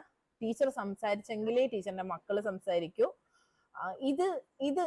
ഈ എഫേർട്ട് എടുത്ത് ഈ 1 മാസം 2 മാസം കൊണ്ട് മാറാൻ പറ്റിയില്ലെങ്കിൽ ഷീന ടീച്ചർ അധ്യാപിക ആകരുത് കേട്ടോ. അത് മനസ്സിൽ വെച്ചോണം. അപ്പൊ ഈ 2 മാസം കൊണ്ട് ഞാൻ എൻ്റെ ഫുൾ എഫേർട്ട് എടുത്തിട്ട് ഞാൻ അതിൽ നിന്ന് മാറി നല്ല കോൺഫിഡന്റ് ആയിട്ട് ഞാൻ സംസാരിച്ചിരിക്കും. അതിനുള്ള വേദിയാണ് നമ്മുടെ ഗ്രൂപ്പ്. ഓരോ വിഷയം ഇടുമ്പോൾ ഏറ്റവും നല്ല വോയിസ് ഇടണം എന്ന് ഉള്ളില് നല്ല ആഗ്രഹത്തില് നന്നായി ഹാർഡ് വർക്ക് ചെയ്യുക. അപ്പൊ വായന വളരെ അത്യാവശ്യമാണ്. വായിച്ചിട്ട് ആ വായിച്ച കാര്യങ്ങളെ കാണാതെ ഒരിക്കലും പഠിക്കരുത്. ഹൃദയം കൊണ്ട് വായിക്കുക എന്നാണ് ഞാൻ പറയാറ്. അത് മനസ്സിലാക്കി വരുമ്പോൾ നമുക്ക് തുടർച്ചയായി സംസാരിക്കാൻ പറ്റും. പുതിയ വാക്കുകളൊക്കെ കാണുമ്പോൾ അവ പ്രയോഗിച്ച് പഠിക്കുക, കണക്ട് ചെയ്ത് ആശയം ഉൾക്കൊള്ളുക, എന്നിട്ട് അതേക്കുറിച്ച് സംസാരിക്കുക. അതിനല്ലേ നമ്മൾ ടോപ്പിക്സ് നേരത്തെ തരുമല്ലോ. അപ്പം നിങ്ങൾക്ക് വായിക്കാൻ സമയമുണ്ട്, നോട്ട്സ് പ്രിപ്പയർ ചെയ്യാൻ സമയമുണ്ട്. ആ നോട്ട് പലതവണ വായിച്ചിട്ടായിരിക്കും നിങ്ങൾ ഒരു വോയിസ് ഇടുക. ആ വോയിസ് ഇടുമ്പോൾ ഈ ടെൻഷൻസ് കാരണം പെർഫെക്റ്റ് ആകുന്നത് വരെ നമ്മൾ എന്ത് ചെയ്യും, റെക്കോർഡ് ചെയ്യും. അപ്പൊ അതുകൊണ്ടാണ് ഞാൻ ഓൺ ദ സ്പോട്ട് തന്നെ അയക്കണം എന്ന് പറയുന്നത്. അതുകൊണ്ടാണ് നിങ്ങൾ റെക്കോർഡ് ചെയ്ത് മോശമാണെങ്കിൽ നിങ്ങൾ ഡിലീറ്റ് ചെയ്യും. മറ്റേ പ്രീ റെക്കോർഡ് ചെയ്യുന്നത് ഭയങ്കര ആർട്ടിഫിഷ്യൽ ആയിട്ടായിരിക്കും വോയിസ് നിങ്ങൾ ഇടാൻ പോകുന്നത്. അതായത് നമ്മൾ റെക്കോർഡ് ആപ്പ് ഉപയോഗിച്ച് റെക്കോർഡ് ചെയ്തിടുന്നത് ഞാൻ സമ്മതിക്കാറില്ല. ഇപ്പോൾ വാട്സപ്പിൽ തന്നെ റെക്കോർഡ് ചെയ്ത് ഇടുകയാണ് വേണ്ടത്. ഒന്ന് സ്പീഡിന് നമുക്ക് ആദ്യം നിങ്ങളുടെ സംസാരം കേട്ട് കഴിഞ്ഞ് സ്പീഡ് കൂട്ടി കേൾക്കാൻ പറ്റണം. പിന്നെ നിങ്ങൾക്ക് പ്രാക്ടീസ് ആണിത്. പലതവണ റെക്കോർഡ് ചെയ്യുന്നു, ഡിലീറ്റ് ചെയ്യുന്നു, ഏറ്റവും പെർഫെക്റ്റ് ആയിട്ടുള്ള വോയിസ് ഇടുന്നു. ഇത് നിരന്തരം ചെയ്യുമ്പോൾ ഉറപ്പായും സംസാരിക്കാനുള്ള തടസ്സം മാറും കേട്ടോ. അപ്പൊ ഇനിയാണേലും വീട്ടിലൊക്കെ ആര് വന്നാലും നല്ല ചിരിച്ച് അങ്ങോട്ട് ഇറങ്ങി ചെന്ന് ഒരു ആർട്ടിഫിഷ്യാലിറ്റി ഒന്നുമല്ല, നിർബന്ധിച്ച് അങ്ങനെ ചെയ്യല്ല. ഇഷ്ടപ്പെട്ട് ഹൃദയം കൊണ്ട് ചെയ്യാം. എന്റെ കുഞ്ഞുങ്ങൾക്ക് വേണ്ടി ഞാൻ മാറുകയാണ് എന്ന് ഉറപ്പിച്ച് ചെയ്യണം. വീട്ടിൽ ആരാ ഉള്ളത്? വീട്ടില് എനിക്ക് മോളുണ്ട് 3 വയസ്സ്. 3 വയസ്സ്. അപ്പൊ മോളിങ്ങനെ ആകരുത്. ഇങ്ങനെയാണോ? അല്ല. ഓക്കെ. അപ്പൊ അങ്ങനെ അമ്മയെ പോലെ ആകരുതെന്നല്ല, ഈ ഒരു ശീലം മാത്രം ആകരുത് അല്ലേ? അപ്പം അതിന് എഫേർട്ട് എടുത്ത് കൊടുക്കുക. ഈ പറയുന്ന ഞാനും വേദികളെ അധികം ഞാൻ കയറിയിട്ടില്ല. എൻ്റെ അച്ഛനും അമ്മയും അധ്യാപകരായിരുന്നു, റിട്ടയർഡായി. ചേച്ചി വളരെ മിടുക്കിയാണ്, ഒരുപാട് സ്റ്റേജുകളിൽ കയറിയിട്ടുണ്ട്, എല്ലാത്തിലും പങ്കെടുക്കുന്ന ആള്.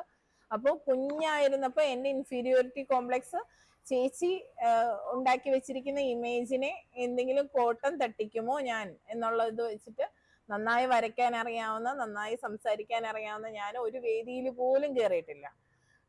പിന്നെ LP തലത്തിൽ 1-2 വേദിയിൽ കയറി എന്നല്ലാതെ അധികം വേദികൾ കണ്ടിട്ടില്ല. റീസൺ ഇതായിരുന്നു, അച്ഛന് നാണക്കേട്, അമ്മയ്ക്ക് ചേച്ചിക്ക് ഒക്കെ നാണക്കേടാവുമോ എന്ന ചിന്ത. അത് ഒരു മനുഷ്യര് പോലും തിരിച്ചറിഞ്ഞില്ല എന്നുള്ളതാണ്.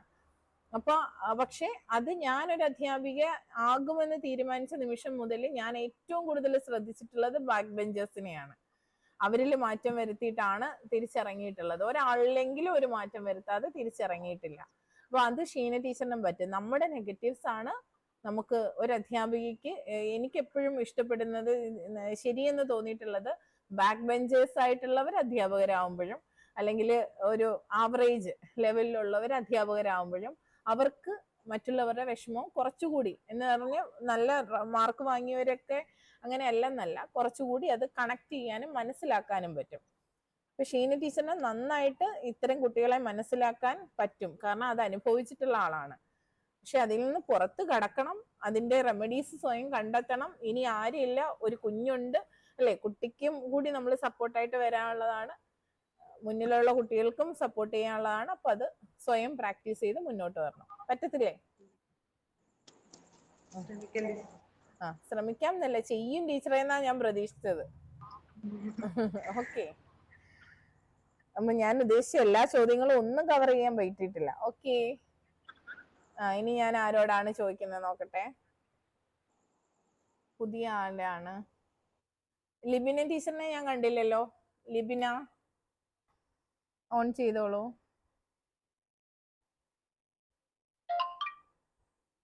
അയ്യോടാ, ഫേസ് കാണുന്നില്ല, ബാക്കില്ല ലൈറ്റ്.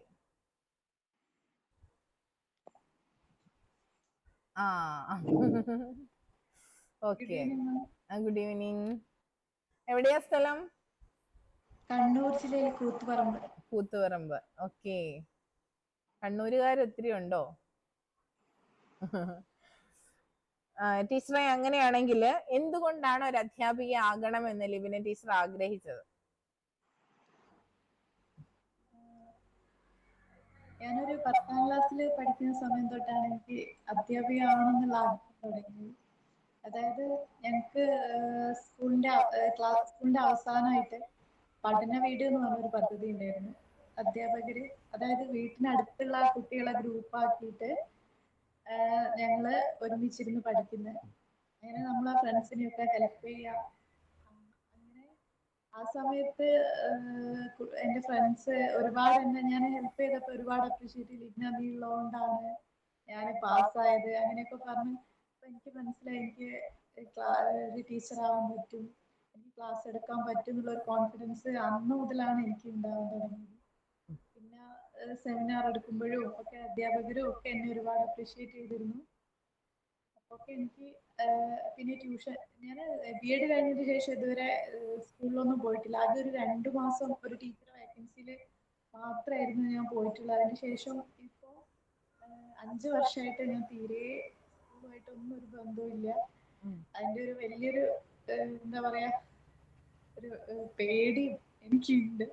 അതാണ് ഞാൻ ഇതിൽ വരാൻ തന്നെ ഏറ്റവും വലിയ കാരണം. ഇങ്ങനെ സംസാരിച്ച് യൂട്യൂബിൽ ഞാൻ ടീച്ചറെ ക്ലാസ് കാണുമ്പോൾ ഇങ്ങനെ സംസാരിച്ചാണ് മനസ്സിലാക്കിയതുകൊണ്ടാണ്. അപ്പോ അങ്ങനെ ആ ഒരു സമയത്താണ് ടീച്ചറാണെന്നുള്ള ആഗ്രഹം വന്നത്.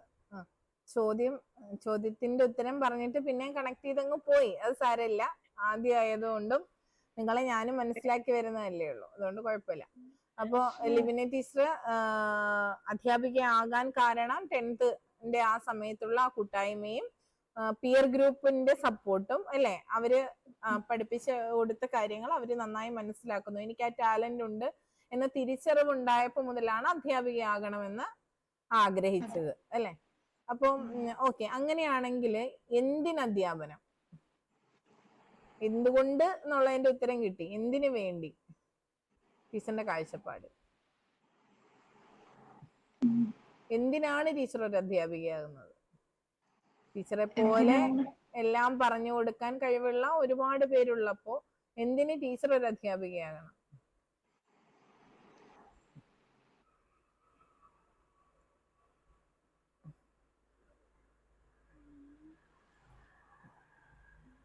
മറ്റുള്ളവരെ അധ്യാപികയായിട്ട് ടീച്ചറിന് എന്ത് ഗുണമുള്ളത് അല്ലേ? എനിക്ക് എന്റെ സ്വപ്നത്തിനെ സാക്ഷാത്കരിക്കാൻ പറ്റണ്ടേ? വളരെ നിസ്സാരപ്പെട്ട ഒരു ചോദ്യമാണ്. അപ്പൊ അത് എന്തിനാണ് ടീച്ചർ ഒരു അധ്യാപികയാകുന്നത്, ടീച്ചറിന്റെ എന്തൊക്കെ ചെയ്യാനാകും എന്നൊക്കെ ഉള്ളതാണ്. എന്റെ വലിയൊരു ആഗ്രഹമാണ് ഒരു അധ്യാപികയാവാന്നുള്ളത്. പിന്നെ കുട്ടികളെയൊക്കെ ഒരുപാട് കുട്ടികളുമായിട്ട് മിങ്കിൾ ചെയ്യാനും അവരെ മനസ്സിലാക്കാനൊക്കെ ഒരുപാട് സാധിക്കും, എനിക്ക് കഴിയുന്ന നല്ല വിശ്വാസം എനിക്കുണ്ട്. അതുപോലെ തന്നെ പിന്നെ പറ്റുവോടോ, ചുമ്മാ അങ്ങനെ പേടിച്ച് നിർത്താതെ പകുതിക്ക് വെച്ച്. ഏറ്റവും ശക്തരായിട്ടുള്ള നേതാക്കരൊക്കെ കണ്ണൂരുന്ന നന്നായി സംസാരിക്കുന്ന ആളുകൾ നാടിന് നാണക്കേടുണ്ടാക്കരുത്, പ്രത്യേകിച്ച് കൂത്തുപറമ്പ്. സ്വന്തം നാടല്ല, ഹസ്ബൻഡിന്റെ വീട്. ഒന്നൊന്നും പറഞ്ഞാൻ പറ്റൂല, ഇപ്പൊ കണ്ണൂരുകാരിയാണ്. ഓക്കെ, അങ്ങനെയാണെങ്കിലേ നമുക്ക് പറയാം, വിജ്ഞാന സമ്പാദനത്തിനുള്ള ഏറ്റവും നല്ല മാർഗം അധ്യാപനമാണെന്നാണ് അരിസ്റ്റോട്ടിൽ പറഞ്ഞിട്ടുള്ളത്. വിജ്ഞാന സമ്പാദനത്തിനുള്ള ഏറ്റവും നല്ല മാർഗം അധ്യാപനമാണ് എന്ന് അരിസ്റ്റോട്ടിൽ പറഞ്ഞതിനോട് ടീച്ചർ യോജിക്കുന്നുണ്ടോ? എന്തുകൊണ്ടാ? അധ്യാപിക എന്ന് പറയുമ്പോൾ എല്ലാ കാലവും പഠിച്ചുകൊണ്ടിരിക്കുന്ന ഒരാളാണ്. അതിനൊരു വാക്കുണ്ട്, നിരന്തര പഠിതാവ്. നിരന്തര പഠിതാവാണ്. വേറൊരു പ്രൊഫഷനോ ആ ഒരു ഇതില്ല.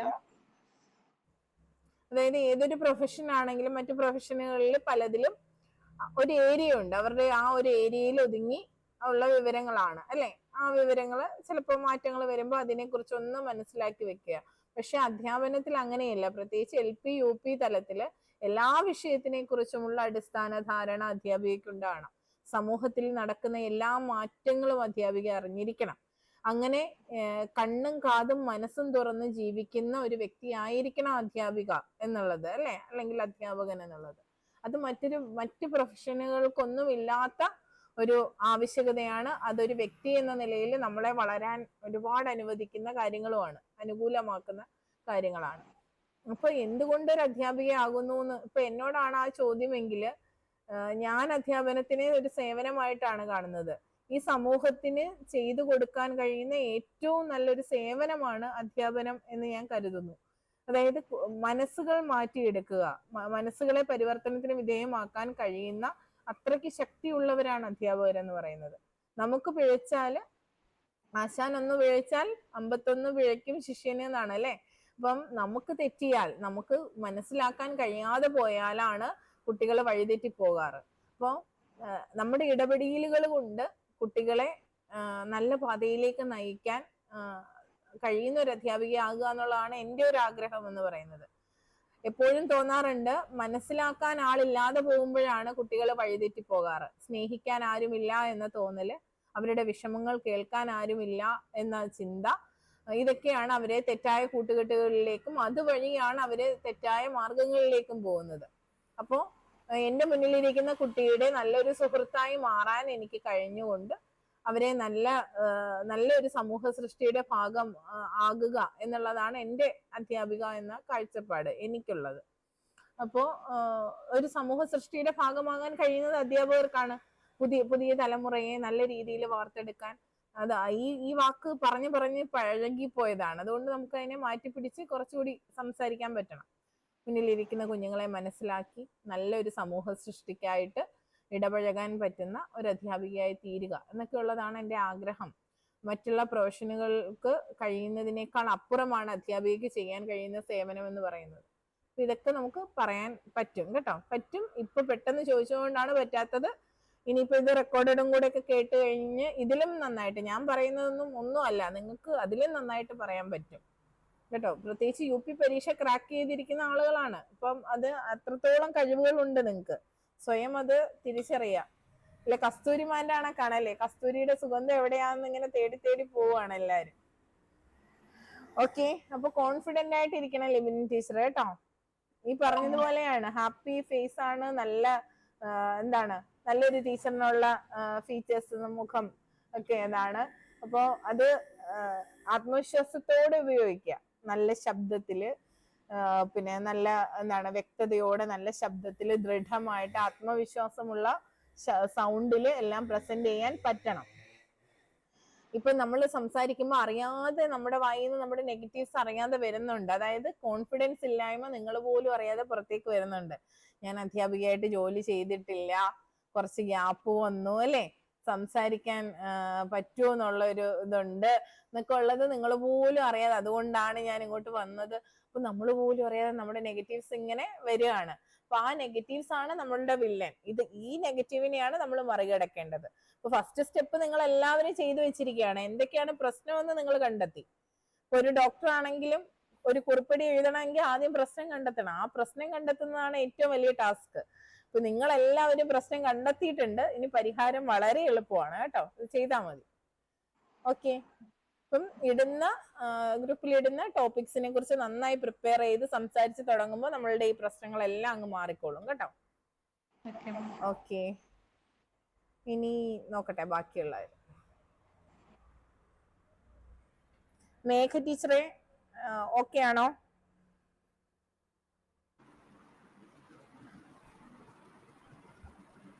വീഡിയോ ഓൺ ചെയ്യണേ. ടീച്ചർ ഓൺ ചെയ്തു. Okay, good evening teacher. Good evening. തിരക്ക് കഴിഞ്ഞോ? കഴിഞ്ഞു, ക്ലാസ്സുകൾ കഴിഞ്ഞു. ഓക്കെ, ടീച്ചറിന്റെ കാഴ്ചപ്പാടിൽ ഒരു മികച്ച അധ്യാപികയ്ക്ക് വേണ്ട ഗുണം എന്ന് തോന്നുന്നത് എന്താണ്? ഗുണങ്ങൾ എന്താ? ടീച്ചർ, എന്റെ കാഴ്ചപ്പാടിൽ എനിക്ക് തോന്നുന്നത് നല്ലപോലെ കമ്മ്യൂണിക്കേഷൻ സ്കിൽ ഉണ്ടായിരിക്കണം.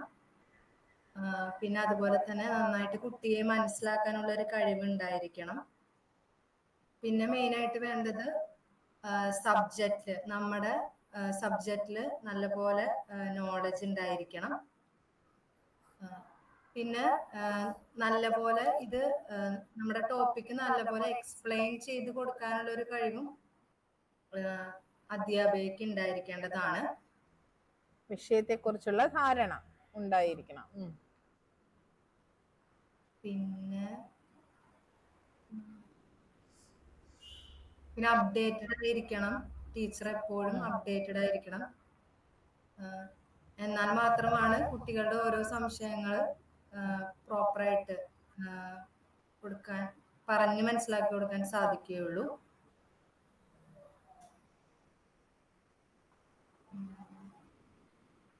എനിക്ക് ഇത്രയാണ് ഓർമ്മ വരുന്നത്. ഇവിടെ നിന്നൊക്കെയോ ഓർത്തെടുത്ത് പറയുന്നു അല്ലേ? തുടർച്ചയായി നിർത്താണ്ട് പറയാൻ പറ്റുന്നില്ല. ഓർത്തെടുത്ത് കാണാതെ പഠിച്ചു വെച്ച ചോദ്യം കേട്ട് ഉത്തരം പറയുന്ന ആ ഒരു ഫീലിലേ പറയാൻ പറ്റുന്നുള്ളൂ. സാരമില്ല, പെട്ടെന്ന് ചോദിച്ചത് കൊണ്ടാണ്, ആദ്യത്തെ അനുഭവം ആയതുകൊണ്ട്. അപ്പോ ഒരു മികച്ച അധ്യാപികയ്ക്ക് വേണ്ട ഗുണം എന്താണെന്ന് വെച്ചാൽ, ടീച്ചറിന് ഏറ്റവും ഒരു അധ്യാപികയിൽ ടീച്ചർ എന്താണോ ആഗ്രഹിക്കുന്നത്, അല്ലെങ്കിൽ ഒരു അധ്യാപിക ആകണം എന്ന് ടീച്ചർ ആഗ്രഹിക്കുന്ന റീസൺസ് ഉണ്ടാവും. അത് തന്നെയായിരിക്കും ടീച്ചറിന്റെ കാഴ്ചപ്പാടിലെ ഏറ്റവും മികച്ച അധ്യാപികയ്ക്ക് വേണ്ട ഗുണം എന്ന് പറയുന്നത്, അല്ലേ?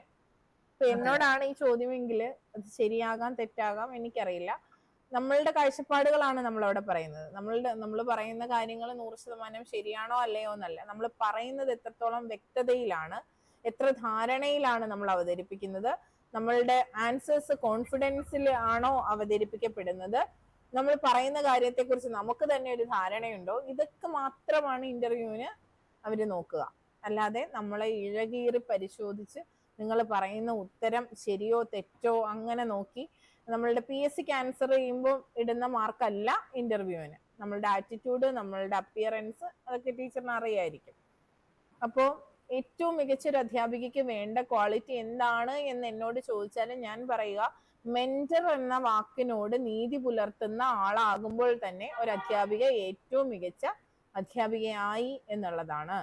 നിലവിലെ കാഴ്ചപ്പാടനുസരിച്ച് അധ്യാപകർ മെന്റർ ആയിരിക്കണമെന്ന് വ്യക്തമായി പറയുന്നുണ്ട്. അതായത് സഹരക്ഷിതാവ്, കുട്ടിയെ പൂർണ്ണമായി മനസ്സിലാക്കുന്ന ആളാവുക എന്നുള്ളതാണ് അതുകൊണ്ട് ഉദ്ദേശിക്കുന്നത്. ആ പൂർണ്ണമായി മനസ്സിലാക്കുക എന്ന് പറയുമ്പോൾ അവന്റെ കഴിവുകൾ, പരിമിതികൾ, അവൻ വരുന്ന സാഹചര്യം, എന്താണ് കുട്ടിയുടെ മനസ്സ്, താല്പര്യം, ആഗ്രഹങ്ങൾ, ഇതെല്ലാം അതിൽ പെടുന്നതാണ്.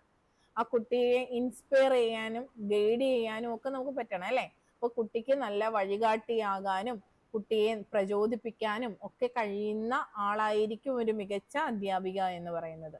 ഇതെല്ലാം മെന്റർ എന്ന് പറയുന്ന വാക്കിന്റെ ഉള്ളിൽ ഒളിഞ്ഞിരിപ്പുണ്ട്, എല്ലാം അതിൽ തന്നെ അടങ്ങിയിട്ടുണ്ട്.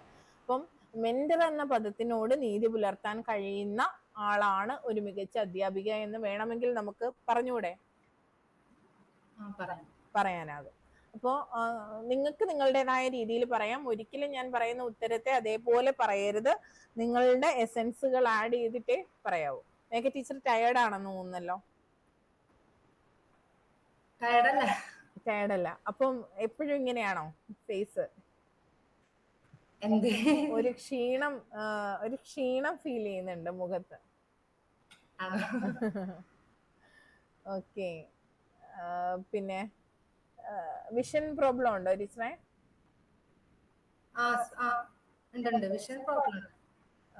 വലിയ രീതിയിലുള്ള ഇതാണോ അതോ? ഷോർട്ട് സൈറ്റ് ആണ് അല്ലെ? ഇപ്പൊ മൈഗ്രെയിനോ തലവേദനയോ അങ്ങനെ എന്തെങ്കിലും സിറ്റുവേഷൻ ആണോ? ഇപ്പൊ ഇല്ല. അപ്പൊ നമ്മള് നമ്മളുടെ ഫേസിലും ഇരുത്തത്തിലും എല്ലാം ഒരു എനർജി കൊണ്ടുവരണം കേട്ടോ. അപ്പൊ ഇരിക്കുമ്പോ നേരെ പോസ്റ്ററൊക്കെ കറക്റ്റ് ചെയ്തിരിക്കണം. പിന്നെ നോട്ടം എനിക്ക് എന്നിലേക്ക് ഇങ്ങോട്ട് കിട്ടുന്നില്ല. ഞാനൊന്ന് നോക്കട്ടെ. ലാപ്ടോപ്പിലാണ് ഓൺ ചെയ്തിരിക്കുന്നത്. ഓക്കെ. കണ്ണ് നേരെ ഇങ്ങോട്ടല്ല, അതുകൊണ്ടായിരിക്കും. ഇപ്പൊ ഹാപ്പി ഫേസ് ആയിരിക്കണം. ടീച്ചറിന് അറിയാൻ, ടീച്ചർ ക്ലാസ് എടുക്കുകയാണ്.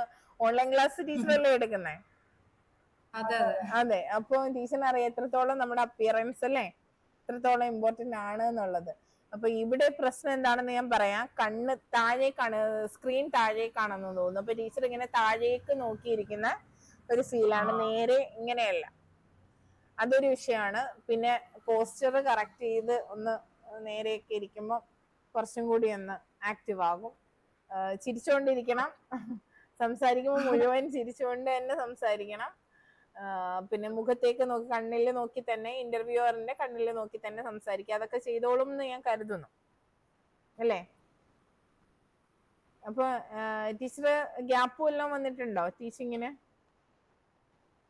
വന്നിട്ടുണ്ട്. എത്രത്തോളം? 2020 B.Ed കഴിയണത്. പിന്നെ കോവിഡ്. പിന്നെ അതിനുശേഷം ഞാൻ പൂർണ്ണമായിട്ട് PSCക്ക് തന്നെ ഇരുന്നിട്ടുള്ളൂ. പിന്നെ അത് കഴിഞ്ഞിട്ട് ഇപ്പൊ 2025 ജനുവരി തൊട്ടിട്ടാണ് ആ ഒരു ഓർഗനൈസേഷനിൽ വർക്ക് ചെയ്യാൻ തുടങ്ങി.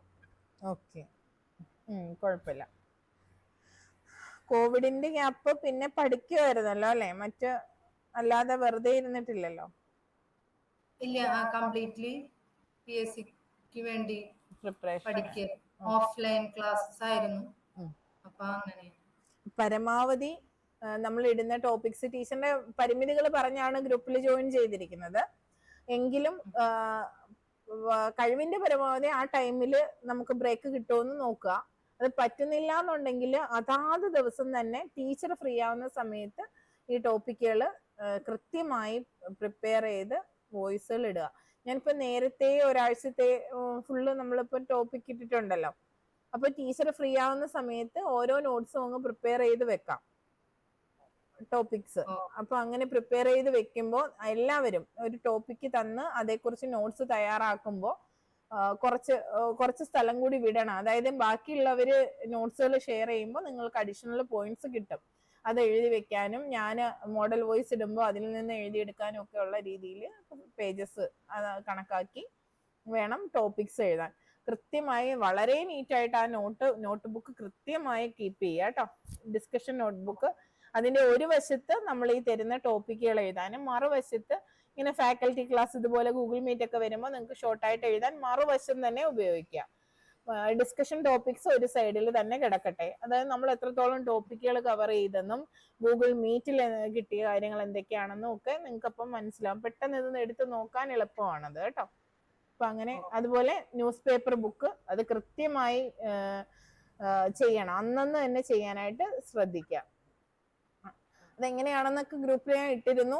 സൺഡേസ് ഞാൻ നിങ്ങൾക്ക് തന്നിരിക്കുന്നത് വെറുതെ കറങ്ങാൻ പോകാനല്ല, കറക്കമൊക്കെ ആയിക്കോ, പക്ഷെ ആ നോട്ടുകൾ എന്തെങ്കിലും പെൻഡിങ് ഉണ്ടെങ്കിൽ ആ ദിവസം അത് കംപ്ലീറ്റ് ചെയ്ത് ആ സൺഡേസിൽ എനിക്ക് നിങ്ങൾ പേഴ്സണലി അയച്ചു തരണം. അത് മേഘ ടീച്ചറിനോട് എടുത്തു പറയാനും ജോലിയും കൂടെ ഉള്ളത് കൊണ്ട് മുടങ്ങരുത് കേട്ടോ. ഓക്കെ ടീച്ചറേ.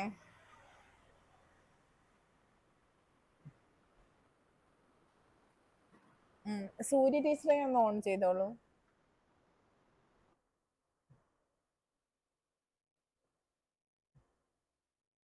സൂര്യ ഓണാക്കിയോ?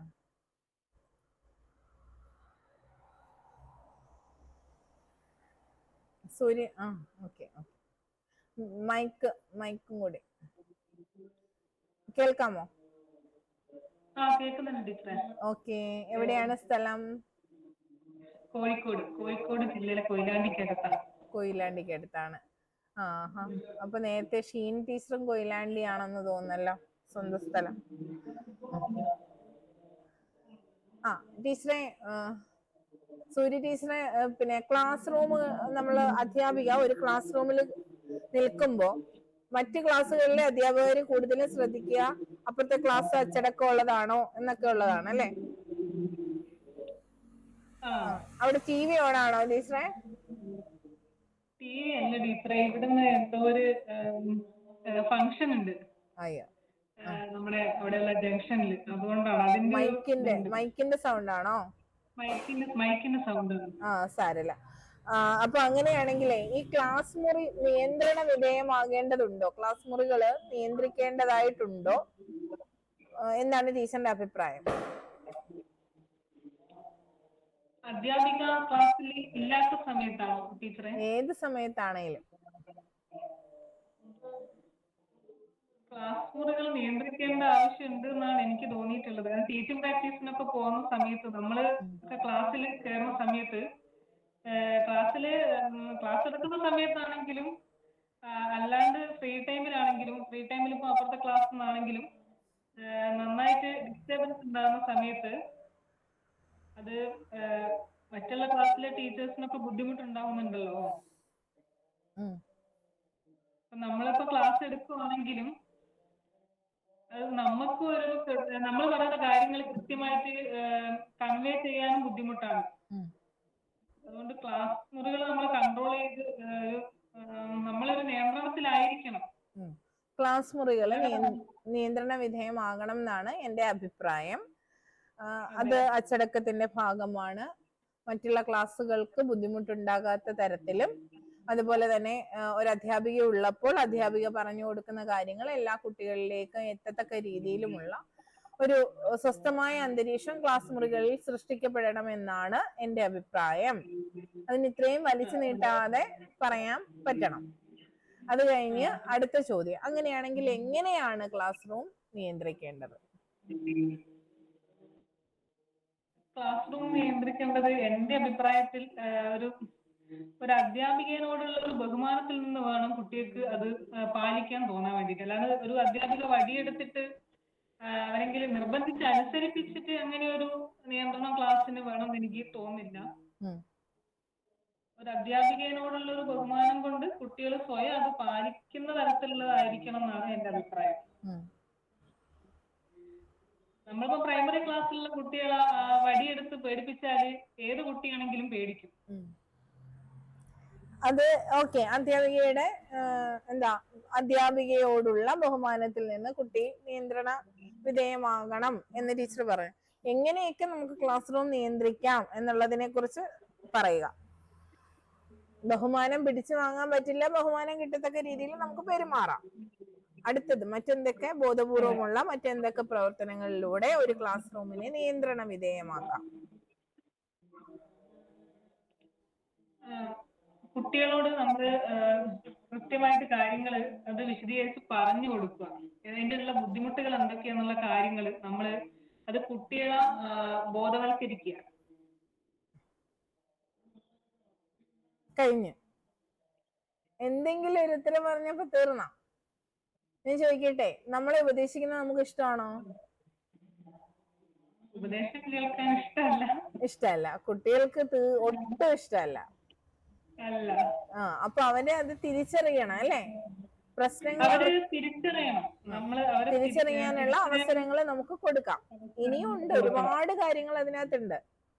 അങ്ങനെയാണെങ്കിലേ നമുക്ക് ആതിര ടീച്ചറിനോടൊന്ന് ചോദിച്ചിട്ട് ടീച്ചറിലേക്ക് ഞാൻ വീണ്ടും വരാം. ആതിര ടീച്ചറെ ഒന്ന് വീഡിയോ ഓൺ ചെയ്തോളൂ.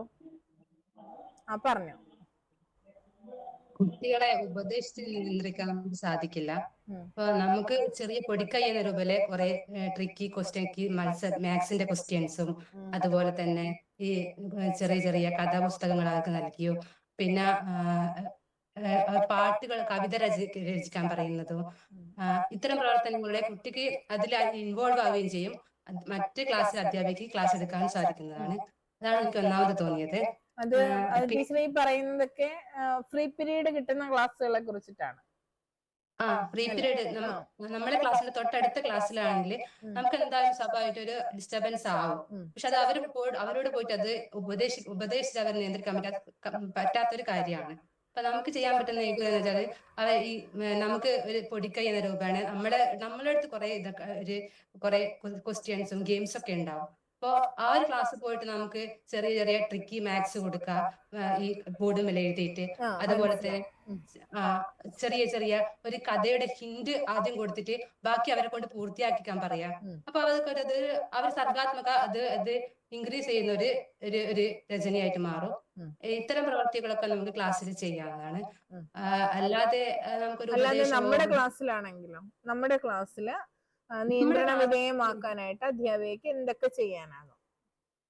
ഇപ്പൊ നമ്മുടെ ഒരു ക്ലാസ് എടുത്തുകൊണ്ട് നിൽക്കുകയാണെങ്കിൽ നമുക്ക് എന്ത് ചെയ്യാൻ പറ്റുന്ന വെച്ചാല് നമ്മളെ ലെസൺ പ്ലാൻ ഉണ്ടാക്കുമ്പോ തന്നെ കുട്ടികളൊരു മാനസികാവസ്ഥ മനസ്സിലാക്കി വേണം നമ്മളത് എഴുതി തയ്യാറാക്കാൻ. അതായത് കുട്ടിക്ക് നമ്മളെ പോലെ തന്നെ ബോറടിക്കുകയോ ക്ലാസ്സിൽ നിന്ന് പുറത്തു പോയി ചിന്തിക്കാനുള്ള പല കാര്യങ്ങളൊക്കെ അവർക്കും നമ്മളെ പോലെ തന്നെ ഉണ്ടാവും. അപ്പോ ഇത്തരം കാര്യങ്ങൾ ഉൾക്കൊണ്ട് വേണം ഒരു അധ്യാപിക ലെസൺ പ്ലാൻ തയ്യാറാക്കാൻ. അതായത് ഓരോ പ്രവർത്തനങ്ങൾ കൊടുക്കുമ്പോഴും കുട്ടിക്ക് എത്രത്തോളം അതിൽ ഇൻട്രസ്റ്റ് ആവും എന്ന രീതിയിൽ നോക്കിയിട്ട് ഒരു ലെസൺ പ്ലാൻ തയ്യാറാക്കണം. അപ്പൊ അവരതിൽ ആ ഒരു പാഠഭാഗം ആ ഒരു ആശയത്തിൽ തന്നെ നിലനിൽക്കുകയും ചെയ്യും. നമുക്കൊരു ആ ഒരു മുഴുവൻ ഭാഗം വളരെ വൃത്തിയായിട്ട് അത് എടുക്കാൻ സാധിക്കുകയും ചെയ്യും.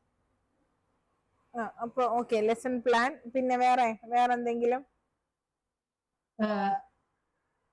വേറെ എന്ന് പറയുന്നത് നമുക്ക് ഈ ക്ലാസ് എടുക്കുമ്പോ തന്നെ ഈ പ്രവർത്തനങ്ങൾ കൊടുക്കുമല്ലോ.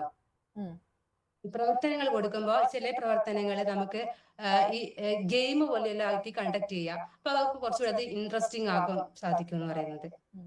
പിന്നെ ഈ ഇതില് നമ്മുടെ ക്ലാസ്സിലെ കുട്ടികൾ ചില കുട്ടികളായിരിക്കും അഗ്രസീവ്, സംസാരം കൂടുതലുള്ള കുട്ടികളെ. അപ്പൊ അവരെ കൊണ്ട് ഇൻവോൾവ് ആക്കിയിട്ടുള്ള കുറെ പ്രവർത്തനങ്ങൾ കുടിപ്പിച്ചാല് അവര് കുറച്ച് ഒതുങ്ങി മാറുമ്പോ ക്ലാസ്സിലെ മറ്റു കുട്ടികൾ സ്വാഭാവികമായിട്ടും അവരും അതിൽ ലിസൺ ചെയ്യാൻ തുടങ്ങും. പിന്നെ ഇപ്പൊ ഒരു കുട്ടി പുറത്തേക്ക് നോക്കുകയാണെന്ന് വെച്ചാല് നമുക്ക് ആ കുട്ടിയെ പുറത്തേക്ക് നോക്കരുത് എന്ന് പറയാൻ പറ്റില്ല. ആ കുട്ടി അങ്ങോട്ട് തന്നെയൊക്കെ നോക്കേണ്ട. അപ്പൊ നമ്മൾ എന്ത് ചെയ്യാ, അവനെ അവളെ അവിടുന്ന് പിടിച്ചു മാറ്റാൻ വേണ്ടിട്ട് ആ പുറത്ത് കണ്ട കാഴ്ചകൾ എന്തെല്ലാം എന്ന് ഒന്ന് എഴുതാൻ പറയാം. സ്വാഭാവികമായിട്ടും അവൻ എഴുതുന്നേരം പിറ്റേ ദിവസം അവൻ നോക്കുമ്പോൾ ചിന്തിക്കും, ടീച്ചർ എന്നോട് എഴുതാൻ പറയുമല്ലോ, ഞാൻ അപ്പോൾ ക്ലാസ്സിൽ ശ്രദ്ധിക്കണമല്ലോ എന്ന് അവന് സ്വാഭാവികമായിട്ട് തോന്നാൻ തുടങ്ങും. അപ്പൊ ഇത്തരം കാര്യങ്ങളൊക്കെ ശ്രദ്ധിക്കാം.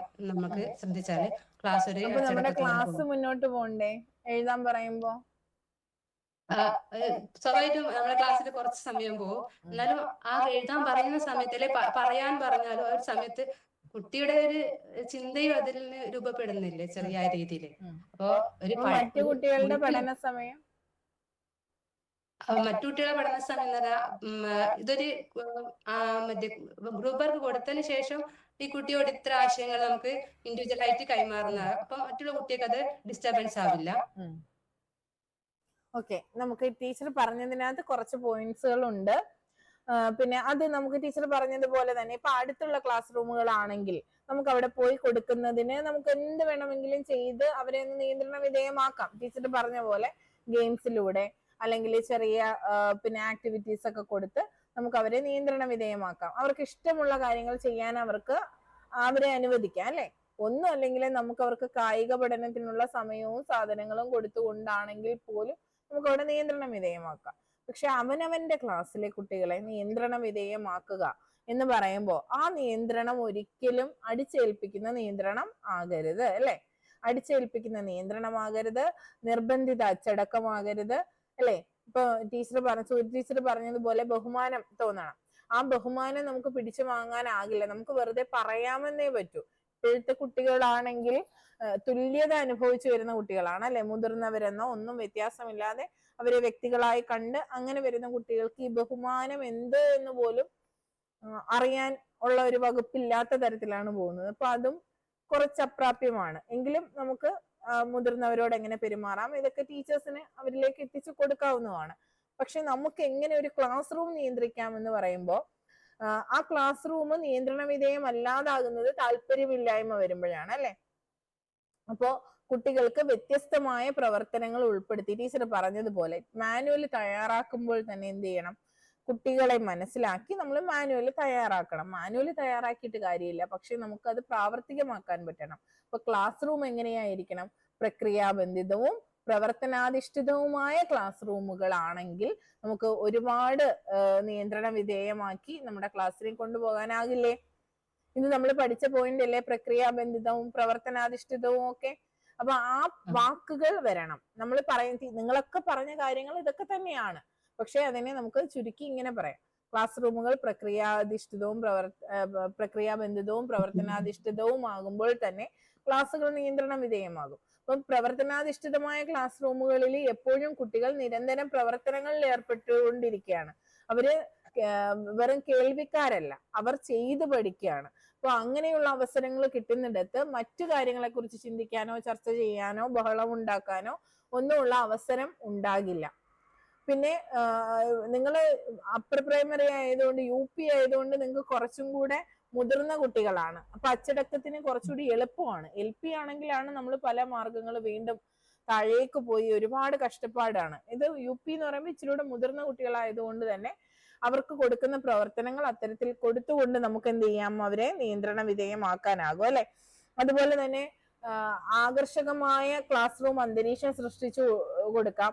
അവർക്ക് ഈ പറയുന്ന ICT സാധ്യതകളുടെ ഉപയോഗം വരുമ്പോൾ തന്നെ കുട്ടികളുടെ ശ്രദ്ധ വിഷ്വൽ ട്രീറ്റ് ആണ് നമ്മൾ കൊടുക്കുന്നത്. അപ്പൊ തന്നെ കുട്ടികളുടെ ശ്രദ്ധ ക്ലാസ് റൂമിലേക്ക് പിടിച്ചു നിർത്താനാകും. അതുപോലെ തന്നെ ഞാൻ എപ്പോഴും പറയുന്ന ഒരു പുസ്തകമാണ് സ്കൂൾ പഠനത്തിന്റെ ഫിൻലൻഡ് മാതൃക എന്ന് പറയുന്ന ഒരു പുസ്തകമുണ്ട്. Timothy D. വാക്കർ എഴുതിയ നമ്മളുടെ പിന്നെ അത് മലയാളത്തിലേക്ക് വിവർത്തനം ചെയ്തത് അശോകൻ എന്ന് പറയുന്ന മാഷാണ്. കേരള സാഹിത്യ പരിഷത്തിന്റെ പുസ്തകമാണ്. അപ്പൊ ആ പുസ്തകത്തില് പറയുന്നുണ്ട് ഫിൻലൻഡിലാണ് ഏറ്റവും മികച്ച സന്തോഷ സൂചികയിലൊക്കെ എത്രയോ വർഷമായിട്ട് അല്ലെ ഉയർന്ന് നിൽക്കുന്ന രാജ്യം, ഒന്നാമതായി നിൽക്കുന്ന, തുടർച്ചയായി 8 എത്രയോ വർഷമായി. അപ്പം ഫിൻലൻഡിലെ ഒരുപാട് കാര്യങ്ങൾ നമ്മൾ കണ്ടുപഠിക്കാനുണ്ട് എന്നാണ് പറയാറ്. പക്ഷെ അതൊന്നും നമുക്ക് പൂർണ്ണമായി നടത്താൻ കഴിയില്ല നമ്മുടെ രാജ്യത്ത്. അതൊക്കെ പിന്നീട് പറയാം. അപ്പോ അവിടെ അവർ സ്വീകരിക്കുന്ന ഒരു മാർഗമാണ് 15 മിനിറ്റ് ആണ് ഒരു ക്ലാസ് റൂമിന്റെ പ്രവർത്തനത്തിന്റെ ഒരു ദൈർഘ്യം എന്ന് പറയുന്നത്. അതായത് കുട്ടികളുടെ അറ്റൻഷൻ സ്പാൻ അത്രയേ ഉള്ളൂ. അപ്പൊ ആ 15 മിനിറ്റിലേക്ക് ഒരു പ്രവർത്തനം കഴിഞ്ഞു കഴിഞ്ഞാൽ വീണ്ടും അവിടെ ഷിഫ്റ്റ് ചെയ്യാണ്. പിന്നെ ഒരു ഇടവേളയോ ചെറിയൊരു നടത്തമോ ചെറിയൊരു മാറ്റം അവരെന്താണോ ചെയ്തുകൊണ്ടിരിക്കുന്നത് അതിൽ നിന്നൊരു നേരിയ മാറ്റം വരുത്തിയിട്ടാണ് അടുത്ത പ്രവർത്തനം. അതിനും 15 മിനിറ്റ് ആണ് ദൈർഘ്യം. അത്രയും രീതിയിലാണ് കൊടുത്തിരിക്കുന്നത്. അപ്പൊ അങ്ങനെയുള്ള പ്രവർത്തനങ്ങൾ നമുക്ക് നടപ്പിലാക്കാവുന്നതാണ്. ഇപ്പോ കുട്ടികളുടെ ഒരു പീരീഡ് 45 മിനിറ്റ്സ് ആണ് അല്ലെ, 45 മിനിറ്റ് ആണ്. പക്ഷേ ഇപ്പോ LP സ്കൂളുകളിൽ പോലും 2 പീരീഡ് കഴിഞ്ഞിട്ടാണ് ഇപ്പൊ ബെല്ലടിക്കുന്നത്. അതിന്റെ രീതി എനിക്ക് ഒട്ടും ദഹിക്കാത്ത ഒരു രീതിയാണ്. പ്രത്യേകിച്ച് LP സ്കൂളില് കുട്ടികൾക്ക് 2 പീരീഡ് ചേർത്ത് അതിന്റെ ഇടയിൽ മിക്ക അധ്യാപകരും ആ കുട്ടികൾ ഇരിക്കുന്ന അതേ ഇരുത്തയിൽ തന്നെയാണ് അവരെ മെയിൻറ്റെയിൻ ചെയ്യുന്നത്. അല്ലാതെ ഒന്ന് എണീപ്പിക്കുകയോ നടത്തുവോ അല്ലെങ്കിൽ എന്തെങ്കിലും ഒരു ആക്ടിവിറ്റി കൊടുക്കുകയോ ചെയ്യുന്നില്ല. എല്ലാം പേപ്പറുകളിലായിട്ട് പോവുകയാണ്. ഇതൊക്കെയാണ് അച്ചടക്കമില്ലായ്മയ്ക്ക് ഒരു വഴി വെച്ചു കൊടുക്കുന്ന കാര്യം. അതായത് കുട്ടികൾ അത്ര എനർജി ബണ്ടിലുകളാണ്. ആ എനർജി യൂസ് ചെയ്യാൻ പറ്റാതെ വരുമ്പോഴാണ് അവരെന്ത് ചെയ്യുന്നത്, പല തരത്തിലേക്ക് അതിനെ പ്രകടിപ്പിക്കുന്നത്. നമ്മളിലെ ഡാം ഒക്കെ കെട്ടി നിർത്തുന്നത് പോലെ അല്ലെ, അവസാനം മൊത്തത്തിൽ പൊട്ടിപ്പോവോ എന്നുള്ള അവസ്ഥയാവും അല്ലെ. പരിധിക്കപ്പുറത്തേക്ക് അതിനകത്ത് ജലം വന്ന് നിറയുമ്പോൾ അതാണ് കുട്ടികളുടെ അവസ്ഥയും. അവരുടെ വികാരങ്ങളെ എക്സ്പ്രസ് ചെയ്യാൻ പറ്റാതെ വരുമ്പോഴാണ് അവർ ബേസ്റ്റ് ചെയ്ത് ഇങ്ങനെ പല രീതിയിലുള്ള പ്രവർത്തനങ്ങൾ കാഴ്ചവെക്കുന്നത്. പിന്നെ ടീച്ചർ പറഞ്ഞ മറ്റൊരു കാര്യം എന്ന് പറയുന്നത് ADHD ഉള്ള കുട്ടികളാണെങ്കിൽ, അത്തരം കുട്ടികൾ ഉണ്ടെങ്കിൽ, അതൊന്നോ രണ്ടോ കുട്ടികൾ നമ്മുടെ ക്ലാസ്സിൽ ഉണ്ടാകാൻ സാധ്യതയുണ്ട്. അവർക്ക് ചുമതലകൾ കൊടുക്കുക, അവർക്ക് നേതൃസ്ഥാനത്തിലേക്ക് കൊണ്ടുവന്ന് അവർക്ക് ചുമതലകൾ കൊടുത്തു കഴിഞ്ഞാൽ ക്ലാസ് കുറച്ചുകൂടി നിയന്ത്രണ വിധേയമാകും. അല്ലെ, അവരാണ് നോക്കേണ്ടത്. അപ്പൊ അവർക്കൊന്ന് ഒതുങ്ങി നിന്നേ പറ്റൂ. അങ്ങനെയുള്ള കാര്യങ്ങൾ. അപ്പൊ ഇത്രയൊക്കെ കാര്യങ്ങളാണ് പറയാനുള്ളത്. ഇതിനകത്ത് ഞാൻ വിളിക്കാത്ത ആളുകളുണ്ട്, അതെനിക്കറിയാം. ഇന്ന് ഞാൻ പുതുതായി വന്നവർക്കാണ് പ്രാധാന്യം കൊടുത്തത്. ഷിഫ ടീച്ചർ, സുസ്മിത ഇവരൊക്കെ സംസാരിച്ച് പഴകിയവരാണ്. വേറെ പുതിയ ആരെയും ഞാൻ വിളിക്കാനില്ലല്ലോ. രേഷ്മ ടീച്ചർ, രേഷ്മ ടീച്ചറെ ഓക്കെ ആണോ? ഞാൻ പുതിയ ആളല്ല, അല്ല, പഴയ ആളാണ്. വീഡിയോ ഒന്ന് ഓൺ ചെയ്യൂ.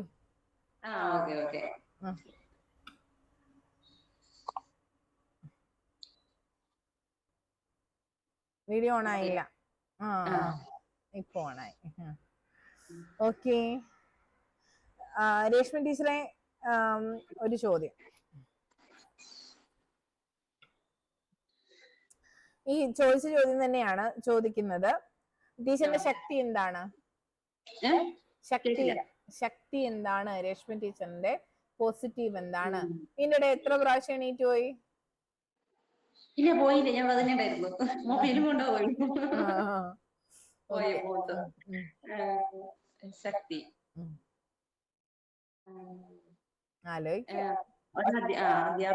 അധ്യാപിക എന്ന നിലയ്ക്ക് എനിക്ക് തോന്നുന്നു എന്റെ ഏറ്റവും നല്ലൊരു ഗുണമായിട്ട് എനിക്ക് തോന്നുന്നത് കുട്ടികളെ നന്നായിട്ട് മനസ്സിലാക്കാനുള്ള ഒരു കഴിവ്. അതായത് എനിക്കൊരു മോനുണ്ടായ ശേഷമാണ് എനിക്കത് കുറച്ചും കൂടി നന്നായിട്ട് എനിക്ക് മനസ്സിലാക്കാനായിട്ട് മനസ്സിലായത്.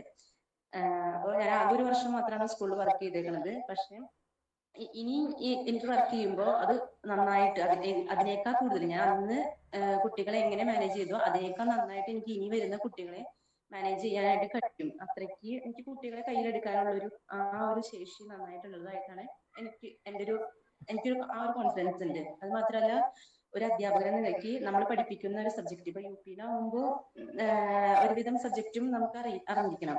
അപ്പോ അതിനെപ്പറ്റി അത്യാവശ്യം ഒരു ധാരണ, അത്യാവശ്യം എന്നല്ല, ആ കുട്ടികളെ പഠിപ്പിക്കാൻ പോകുന്ന അത്രയും ധാരണ എന്നിലുണ്ട്, എനിക്കറിയാം എന്നുള്ളൊരു കോൺഫിഡൻസും എനിക്കുണ്ട്. പിന്നെ പേഷ്യൻസ്, കുട്ടികളെ ആ ഒരു തരത്തിൽ UP സെക്ഷൻ എന്ന് പറയുമ്പോൾ ആ ഒരു ഏജ് ഗ്രൂപ്പിനെ നമുക്ക് കുറച്ച് പേഷ്യൻസ് വേണം. വലിയ കുട്ടികളെ പോലെ ആയിരിക്കില്ലല്ലോ. അപ്പൊ അത്യാവശ്യം ഭയങ്കര പേഷ്യൻസ് ഉണ്ടെന്നല്ല, എന്നാലും അത്യാവശ്യം കുട്ടികളെ മാനേജ് ചെയ്യാനുള്ള ഒരു പേഷ്യൻസും കാര്യങ്ങളും എന്നിലുണ്ട്.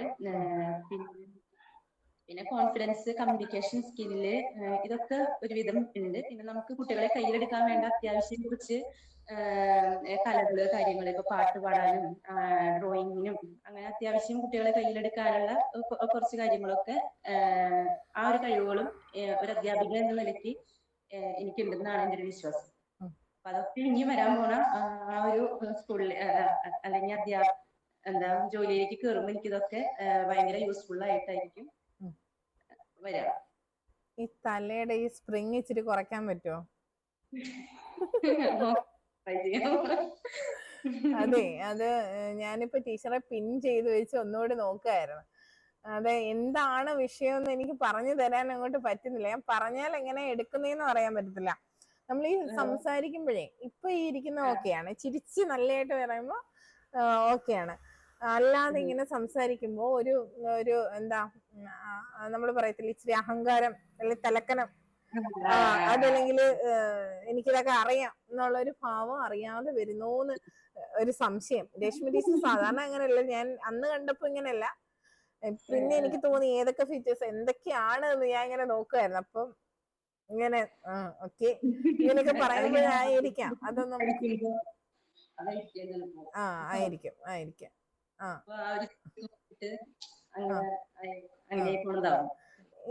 ഇങ്ങനെ കുഴപ്പമില്ല, ഇങ്ങനെ മൊത്തത്തിൽ ഇങ്ങനെ വരുമ്പം എനിക്കിതൊക്കെ അറിയാം എന്നൊക്കെ ഉള്ളൊരു അതെ, അതൊന്ന് കൺട്രോൾ ചെയ്യാൻ ഒന്ന് നോക്കണേ. ഒന്ന് മിററിൽ നോക്കിയിട്ടേ ഓരോ ക്വസ്റ്റ്യൻസ് എടുത്തിട്ട് ഒന്ന് ആൻസർ ചെയ്ത് എന്തൊക്കെ ഏത് തരത്തിൽ പറഞ്ഞാലായിരിക്കും എതിരെ നിൽക്കുന്ന ആൾക്ക് ഇഷ്ടപ്പെടുക എന്നുള്ള രീതിയിൽ ടീച്ചർ പുറത്ത് നിൽക്കുന്ന ഒരാളായിട്ട് ടീച്ചറെ നോക്കി കാണണം. മനസ്സിലായോ? ഈ ആൻ ഫ്രാങ്കിന്റെ ഡയറി കുറിപ്പിനകത്തൊക്കെ ഇങ്ങനെ പറയുന്നുണ്ട്, ആൻ ഫ്രാങ്ക് ഇങ്ങനെ പറയുന്നുണ്ടായിരുന്നു, പുള്ളിക്കാരിക്കുള്ള ഒരു ഗുണമായിട്ട് പറയുന്നത് എനിക്ക് എന്നെ പുറത്തു നിന്ന് നോക്കി കാണാനുള്ള കഴിവുണ്ട്, അനലൈസ് ചെയ്യുന്ന ഞാൻ പണ്ട് വായിച്ചതാണ്, അന്നത്തെ ഒരു ഓർമ്മ. അപ്പൊ അത് എന്താണെന്ന് മനസ്സിലാക്കാൻ കഴിവില്ലാത്ത പ്രായത്തിലാണ് ഞാനത് വായിച്ചത്. പക്ഷെ ഇപ്പൊ അത് പറഞ്ഞപ്പോ അത് പെട്ടെന്ന് ഓർമ്മ വന്നു. അപ്പൊ ഇതായിരിക്കും ഉദ്ദേശിച്ചത്, പുറമേ നിന്ന് നമ്മള് ഈ വ്യക്തി എന്താണ് എന്ന് നോക്കി കാണുക അല്ലെ. അപ്പൊ നമ്മള് ഇങ്ങനെ നിന്നൊന്ന് സംസാരിച്ച് നോക്കി എങ്ങനെയൊക്കെ മാറ്റം വരുത്താം എന്നുള്ളത് നോക്കുക. ചിരിച്ചുകൊണ്ട് തന്നെ മറുപടി പറയുക, മുഖത്തേക്ക് നോക്കി തന്നെ സംസാരിക്കുക, പറയുമ്പോ ആ ചിരി നിലനിർത്താൻ ശ്രമിക്കുക. അപ്പൊ തന്നെ നമ്മളെ ഒരു ഇംപ്രഷൻ അവിടെ നമ്മൾ ക്രിയേറ്റ് ചെയ്ത് കഴിഞ്ഞു. ചിരി മായുമ്പോഴാണ് ഒന്നുകിൽ നമ്മൾ നെർവസ് ആണ്, അല്ലെങ്കിൽ നമ്മൾ ഓവർ കോൺഫിഡന്റ് ആണ് എന്നൊക്കെ ഉള്ള രീതിയിലേക്ക് പോകുന്നത്. നമ്മുടെ കണ്ണുകൾ ഒന്ന് ചിരിക്കുമ്പോൾ നമ്മുടെ കണ്ണുകളും അതിനനുസരിച്ച് ചുരുങ്ങും അല്ലെ. ചുരുങ്ങും, പക്ഷെ തിളക്കമുള്ളതാകും. അല്ലാതെ നമ്മള് പേടിക്കുമ്പോ കണ്ണൊന്ന് വിടരും. അപ്പൊ ആ ഒരു രീതിയിലേക്കൊന്നും പോവില്ല. അപ്പൊ ആ ചിരിക്ക് അങ്ങനെ പല പല ഗുണങ്ങളുണ്ട്, ഞാൻ ഇങ്ങനെ വെച്ച് സംസാരിക്കണം എന്ന് പറയുന്നതിന്. അപ്പൊ അതൊക്കെ ഒന്ന് ശ്രദ്ധിച്ചാൽ മാത്രം മതി. അങ്ങനെ ടീച്ചർ എന്തായിരുന്നു പറഞ്ഞത്? കുട്ടികളെ മനസ്സിലാക്കാനുള്ള കഴിവുണ്ട് എന്നല്ലേ? കുട്ടികളെ കയ്യിലെടുക്കണം എന്നൊരു വാക്ക് പറഞ്ഞില്ലേ? അങ്ങനെയാണെങ്കിൽ ഈ അടുത്ത സമയത്ത് സുഭാഷ് ചന്ദ്രൻ സാർ ഉണ്ടല്ലോ, എഴുത്തുകാരൻ, അദ്ദേഹത്തിന്റെ ഒരു സ്പീച്ച് കേട്ടായിരുന്നു. അതിനകത്ത് ഇങ്ങനെ പറയുന്നുണ്ടായിരുന്നു, അധ്യാപകരൊക്കെ കുട്ടികളെ കയ്യിലെടുക്കുകയാണ് ഇപ്പോ. അത് ശരിയായ രീതിയല്ല. എന്നു മുതലാണോ അധ്യാപകർ കയ്യിലെടുക്കാൻ തുടങ്ങിയത്? സാരാംശം ഇങ്ങനെയാണ്, ഈ രീതിയിലാണ് അദ്ദേഹം പറഞ്ഞതെന്നല്ല. അന്നു മുതലാണ് പ്രശ്നങ്ങൾ, കുട്ടികൾക്ക് ഒരു ബഹുമാനമില്ലായ്മയൊക്കെ വരുന്നത് അങ്ങനെയാണെന്ന് പറയുന്നുണ്ട്. ടീച്ചറിന് എന്താ തോന്നുന്നേ? ഞാനത് കേട്ടില്ല. അല്ല, എന്നാലും ഞാനിപ്പോ പറഞ്ഞല്ലോ, ഈ ഒരു രീതിയിലാണ് സാറ് പറഞ്ഞത്. അപ്പൊ ആ സാറ് പറയണത് ഇപ്പൊ ആ കുട്ടികൾക്ക് അധ്യാപികയോടുള്ള ഒരു റെസ്പെക്ട് ഒക്കെ പോയി, ഏതെങ്കിലും ഒരു ഫ്രണ്ട്ലി അറ്റ്മോസ്ഫിയർ ആണ് അങ്ങനെ. അതായത് അത് അധ്യാപകര് സ്വയം ക്രിയേറ്റ് ചെയ്തെടുക്കുകയാണ്. അങ്ങനെ അവര് കുട്ടികളെ കയ്യിലെടുക്കുക. അപ്പം അങ്ങനെ വരുമ്പോഴത്തേക്ക് ഈ അധ്യാപികയെ കുറിച്ച് കുട്ടികളൊന്നും പറയില്ല. അധ്യാപികയെ ഒരു ഫേവറായിട്ട് നിൽക്കുമല്ലോ, എന്റെ ഫേവറേറ്റ് ആണ് എന്നുള്ള രീതിയിലേക്ക് അതിനെ പിടിച്ചു പറ്റി അതിനങ്ങ് ഒതുങ്ങി പോകുന്ന അധ്യാപകരാണെന്നൊക്കെ ഉള്ള രീതിയിലും കൂടിയാണ് അദ്ദേഹം അത് പറയുന്നത്. പക്ഷെ എനിക്ക് എന്റെ അഭിപ്രായത്തില് അത്രയ്ക്ക് അങ്ങോട്ട് ഒരു കുട്ടികളെ അത്രയും മിങ്കിളാവും, അല്ലെങ്കിൽ അവർക്ക് ഓവറായിട്ടുള്ള ഒരു ഫ്രീഡം കൊടുക്കേണ്ട കാര്യമില്ല. നമ്മളൊരു ലിമിറ്റ് വേണം. ഇപ്പൊ കുട്ടികൾക്ക് കയ്യിലെടുക്കാന്ന് പറഞ്ഞപ്പോ അവരുടെ ആക്ടിവിറ്റീസ് ഒക്കെ കൊടുത്ത് അവരുടെ ഒപ്പം നിന്ന് ചെയ്യിപ്പിച്ച് അങ്ങനെ കുട്ടികളെ കൂടുതൽ എൻഗേജ് ചെയ്യിപ്പിച്ചിട്ട് നമുക്ക് ക്ലാസ്സിനെ കൂടുതൽ അവരൊക്കെ ഇൻവോൾവ് ആക്കാൻ പറ്റും. അപ്പൊ ആ രീതിയിലുള്ള അങ്ങനെ കുട്ടികളെ നമുക്ക് കയ്യിലെടുക്കാം. അല്ലെങ്കിൽ കുറെ കളികളൊക്കെ നമുക്ക് അപ്ലൈ ചെയ്യാം ക്ലാസ്സില്. അപ്പൊ അങ്ങനത്തെ രീതികളിൽ നമുക്ക് കുട്ടികളെ കയ്യിലെടുക്കാൻ പറ്റും. അല്ലാതെ കൂടുതലായിട്ടുള്ള ഫ്രീഡം നമുക്ക് കയ്യിലെടുക്കുക എന്നുള്ള വാക്കങ്ങ് ഉപേക്ഷിക്കാം, അതായിരിക്കും നല്ലത്. കുട്ടികളെ മനസ്സിലാക്കി അവരുടെ ഇഷ്ടങ്ങൾ മനസ്സിലാക്കി അത് തിരിച്ചറിഞ്ഞ് അതിനനുസരിച്ച് പ്രവർത്തനങ്ങൾ ആസൂത്രണം ചെയ്ത് മുന്നോട്ട് പോകാൻ എനിക്ക് കഴിയും. അതിലൂടെ കുട്ടികൾക്ക് ഞാനുമായി നല്ല അടുപ്പം ഉണ്ടാക്കിയെടുക്കാനായിട്ട് കഴിയും. അവരിൽ ഒരാളാണ്, അവരുടെ സുഹൃത്താണ്, അവരുടെ മെന്ററാണ് എന്ന് തിരിച്ചറിയാൻ കുട്ടികൾക്ക് കഴിയുന്ന തരത്തിൽ നല്ല ബന്ധം സ്ഥാപിച്ചെടുക്കാനുള്ള കഴിവ് എനിക്കുണ്ട് എന്ന് പോരെ. കയ്യിലെടുക്കുക എന്നുള്ളതിന് രണ്ട് തരത്തിലും എടുക്കാം അല്ലെ. ഇന്റർവ്യൂ ബോർഡ് അംഗം ഇപ്പൊ സാറ് പറഞ്ഞതുപോലെയാണ് അതിനെയൊക്കെ നോക്കി കാണുന്നതെങ്കിൽ, പ്രത്യേകിച്ച് അദ്ദേഹം ഇങ്ങനെ ഒരു സ്പീച്ച് കൂടി പറഞ്ഞ സമയത്ത് നമ്മള് ശ്രദ്ധിക്കണം. അപ്പൊ അങ്ങനെ ഓക്കെ. വേറെ പ്രത്യേകിച്ച് കാര്യമൊന്നുമില്ല, ഞാനൊന്ന് വിളിച്ചെന്നേ ഉള്ളൂ. നിങ്ങൾക്ക് എന്നോടൊരു പരിഭവം തോന്നിയാലോ, ഞാൻ വിളിച്ചില്ല. ഓക്കെ ശരി. അപ്പൊ കള്ളത്തരം ഒന്നും കാണിക്കരുത് ക്ലാസ്സിന്റെ സമയത്ത്. ഓക്കെ. ഷിഫ ടീച്ചറെ, നെറ്റ് ഇഷ്യൂസ് ഉണ്ടെന്ന് തോന്നുന്നു ടീച്ചറിന്.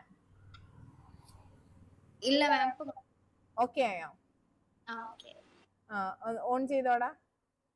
ഓൺ ചെയ്തു. അപ്പൊ കാണുന്നില്ല, നോക്കട്ടെ.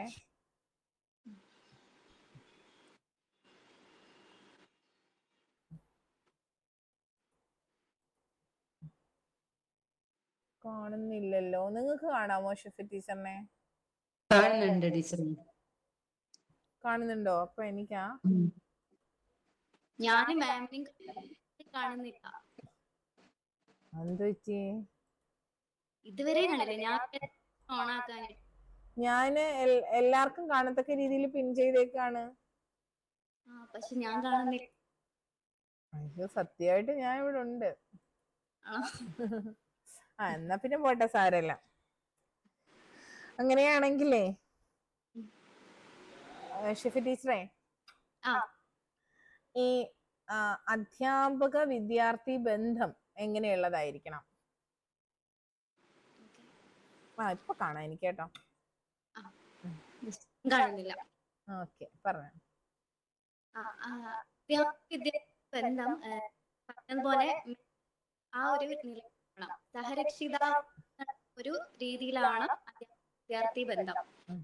എപ്പോഴും കമ്മ്യൂണിക്കേഷൻ ഉണ്ടായിരിക്കണം. കുട്ടിക്ക് തുറന്നു പറയാൻ ആ അധ്യാപകരുടെ ആ കുട്ടിക്ക് ഉണ്ടായിരിക്കണം. അവന്റെ പ്രശ്നങ്ങൾ അവന്റെ പ്രശ്നങ്ങൾ കേൾക്കാൻ തയ്യാറായിരിക്കുന്ന ഒരു അധ്യാപികയായിരിക്കണം എപ്പോഴും അവന്റെ മുന്നിൽ ആയിരിക്കേണ്ടത്. അറിയാന്ന് എനിക്കറിയാം. പിന്നെ ഞാൻ വിളിച്ചില്ല എന്നൊരു പരാതി വേണ്ട. എന്തായാലും റെഡിയായി ഒരുങ്ങിയൊക്കെ വന്നിരുന്നേല്ലേ, ഒന്ന് വീഡിയോ ഓൺ ചെയ്യണല്ലോ. അങ്ങനെ ഓക്കേടാ. ഇത് തന്നെ എന്താ, സഹരക്ഷിതാവായിരിക്കുക, കുട്ടികൾക്ക് എന്തും തുറന്ന് പറയാനുള്ള ഒരു പിന്നെ ആളാണ്, അല്ലെങ്കിൽ എന്തും തുറന്ന് പറയാൻ കഴിയുന്ന ഒരു സുഹൃത്താണ് എന്ന ഫീല് കൊടുക്കാൻ അധ്യാപകർക്ക് കഴിയണം. ഇപ്പൊ സുഭാഷ് ചന്ദ്രൻ സാറിന്റെ വാക്കുകൾ പറഞ്ഞാലും കടമെടുത്താലും അദ്ദേഹം പറഞ്ഞത് അധ്യാപകർ അതിനെ ഒരു ലാക്കാക്കി മാറ്റുന്നതിനെ കുറിച്ചാകാം എന്നാണ് ഞാൻ മനസ്സിലാക്കിയത്. ചില അധ്യാപകർ അങ്ങനെയുണ്ട് അല്ലെ, കുട്ടികളെ നമ്മളുടെ കൈവശം ആക്കുക, അല്ലെങ്കിൽ അവര് നമ്മളുടെ കൂടെയാണ് എങ്കിൽ നമ്മളെ കുറ്റം പറയില്ല എന്നുള്ളത്. അയ്യോ, നെറ്റ് കേൾക്കാമോ? കേൾക്കാം. അപ്പൊ നെറ്റ് ലോസ് ആണ്, അധികം നമുക്ക് തുടരാൻ പറ്റില്ല. കേൾക്കാമോ?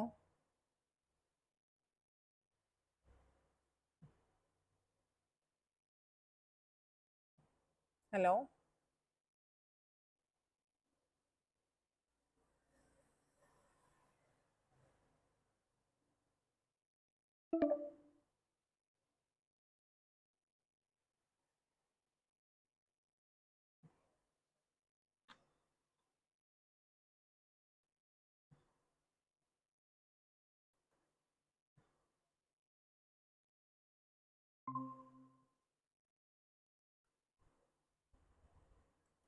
കേൾക്കാമോ?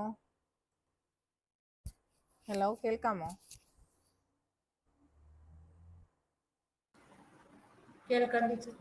ഓക്കെ, ഇത് കൺക്ലൂഡ് ചെയ്തിട്ട് നമുക്ക് നിർത്താം. നെറ്റിന്റെ ഇഷ്യൂസ് ഇങ്ങനെയുണ്ട്. ഓക്കെ, അപ്പോ എന്താണ്, അധ്യാപക വിദ്യാർത്ഥി ബന്ധം എപ്പോഴും ദൃഢമായിരിക്കണം. അത് കുട്ടികൾക്ക് തന്റെ സുഹൃത്താണ് അധ്യാപിക എന്ന ഫീല് വരണം അല്ലെ, തോന്നൽ വരണം. മെന്ററായി കാണാൻ കഴിയണം. സഹരക്ഷിതാവാണ് എന്ന് തോന്നുമ്പോൾ തന്നെ അവിടെ അധ്യാപക വിദ്യാർത്ഥി ബന്ധം ഊഷ്മളമാവും. അങ്ങനെയുള്ളിടത്ത് കുട്ടികൾക്ക് തങ്ങളുടെ എല്ലാ പ്രശ്നങ്ങളും, അത് പാഠ്യേതര പ്രശ്നങ്ങൾ തുറന്നു പറയാനുള്ള ഒരു വ്യക്തിയായി അധ്യാപിക മാറും. അങ്ങനെ ഒരു ബന്ധമാണ് അധ്യാപകയും വിദ്യാർത്ഥികളും തമ്മിലുള്ളത് എങ്കിൽ ഈ സമൂഹത്തിൽ ഇപ്പൊ കാണുന്ന പല പ്രശ്നങ്ങളും ഉണ്ടാകില്ല എന്നാണ് എൻ്റെ വ്യക്തിപരമായ അഭിപ്രായം. കുട്ടികളുടെ മാറ്റങ്ങൾ അവന്റെ കണ്ണുകളിൽ നോക്കുമ്പോൾ, അവന്റെ മുഖത്ത് നോക്കുമ്പോൾ അധ്യാപികയ്ക്ക് തിരിച്ചറിയാനാകും നല്ല ബന്ധമാണ് അവർ തമ്മിലെങ്കിൽ. അതുപോലെ തെറ്റായ ഒരു തീരുമാനത്തിലേക്ക് കുട്ടി ഒരിക്കലും പോവുകയുമില്ല അധ്യാപക വിദ്യാർത്ഥി ബന്ധം ഊഷ്മളമാണെങ്കിൽ. അപ്പൊ കുട്ടികളെ സ്വാധീനിക്കാൻ നമുക്ക് കഴിയും. അപ്പൊ ഈ പറയുന്നത് പോലെ സുഭാഷ് ചന്ദ്രൻ സാർ പറഞ്ഞതുപോലെ അതിനെ ഒരു മറയാക്കി എടുത്ത് കുട്ടികളുടെ ഏത് പ്രവർത്തനത്തിനും കൂടെ നിൽക്കുന്ന ഒരാൾ എന്ന നിലയിലേക്കല്ല മാറേണ്ടത്. തെറ്റ് കണ്ടാൽ തെറ്റാണ് എന്ന് എടുത്തു പറയുകയും ശരി എന്താണ് എന്ന് അവർക്ക് മാതൃക കാട്ടിക്കൊടുക്കുകയും ചെയ്യുന്ന ആളായിരിക്കണം അധ്യാപിക എന്ന് പറയുന്നത്. പിന്നെ കുട്ടികളെ വിമർശിക്കേണ്ട സമയത്ത് വിമർശിക്കണം, വിമർശനാത്മകമായി ചിന്തിക്കാൻ കുട്ടികളെ പഠിപ്പിക്കണം. അങ്ങനെയുള്ള ആളും കൂടി ആയിരിക്കണം അധ്യാപിക എന്ന് പറയുന്നത്. അപ്പൊ ഇന്ന് ഇത്രയും മതി. നിങ്ങൾ ചെയ്യേണ്ടത് ഫ്രീ ടൈം കിട്ടുമ്പോൾ നമ്മളുടെ യൂട്യൂബ് ചാനലിനകത്ത് പാഠപുസ്തക അനാലിസിസ് ഹാൻഡ് ബുക്കുകളുടെ ക്ലാസ്സുകൾ കൃത്യമായി കണ്ട് നോട്ടുകൾ ഒന്ന് തയ്യാറാക്കി വെക്കുക. പുതിയ കുട്ടികൾ, പഴയ ആളുകൾ അതൊക്കെ കണ്ടതാണ്. അപ്പൊ അത് മനസ്സിലാക്കുമ്പോൾ പല ടേമുകൾ നിങ്ങൾക്ക് കിട്ടും. ആ വാക്കുകൾ മതി എല്ലാത്തിലും നമുക്ക് അപ്ലൈ ചെയ്ത് സംസാരിക്കാനായിട്ട്. അപ്പൊ ഇനി നിങ്ങൾ കണ്ടെത്തേണ്ട കുറച്ച് കാര്യങ്ങൾ എന്തൊക്കെയാണ്? ഒരു പാഠപുസ്തകത്തിന്റെ പ്രത്യേകത, പാഠ്യപദ്ധതി എന്ന് പറഞ്ഞാൽ എന്താണ്, ഇതൊക്കെ നിങ്ങളുടെ കയ്യിൽ നിന്ന് പോയ കാര്യങ്ങളാണ്. അപ്പൊ നിങ്ങൾ SCERT സൈറ്റിൽ കയറി DLEDന്റെ ബുക്സ് ഡൗൺലോഡ് ചെയ്യണം. റിസോഴ്സിൽ കിടപ്പുണ്ട്. അപ്പൊ അത് ഡൗൺലോഡ് ചെയ്ത് അതിനകത്ത് എഡ്യൂക്കേഷനും സൈക്കോളജിയും ഡൗൺലോഡ് ചെയ്തിട്ട് വായിക്കുക. പിന്നെ നിങ്ങളുടെ സബ്ജക്റ്റ് ഏതാണോ അതിന്റെ പുസ്തകം കൂടി ഡൗൺലോഡ് ചെയ്തിട്ട് ഫ്രീ ടൈമിൽ ഇതൊക്കെ ഒന്ന് വായിച്ച് നമ്മളുടെ ഭാഷ വികസിപ്പിച്ചുകൊണ്ടേയിരിക്കണം. അതിന് നിങ്ങൾ നന്നായിട്ട് എഫേർട്ട് എടുത്തേ പറ്റൂ. തന്നിരിക്കുന്ന ടോപ്പിക്സ് കൃത്യമായി നോക്കുക. ഗ്രൂപ്പിനകത്തേക്ക് ആ ഡേറ്റ് അനുസരിച്ച് ഇടുക കേട്ടോ. ഞാൻ സമയം തന്നിട്ടുണ്ട്, അതനുസരിച്ച് കാര്യങ്ങൾ ചെയ്യുക. എല്ലാ ദിവസവും 8 to 9 ആണ് ഡിസ്കഷൻ ടൈം. ആ സമയത്താണ് നോട്ട് ഇടേണ്ടതും വോയിസ് ഇടേണ്ടതും. ഇതിന് മുമ്പായിട്ട് ഇടണ്ട കേട്ടോ. ഓക്കെ, 8 to 9 അല്ല, 7:30 to 8:30 ആ ഒരു ടൈം. വേണമെങ്കിൽ 9 വരെ എടുത്തോ. ആ ഒരു ടൈം ഞാൻ പറയാം ഗ്രൂപ്പിൽ. അപ്പൊ ഇന്നത്തെ ക്ലാസ് ഇവിടെ അവസാനിപ്പിക്കുകയാണ് കേട്ടോ. Okay, thank you teacher. Okay.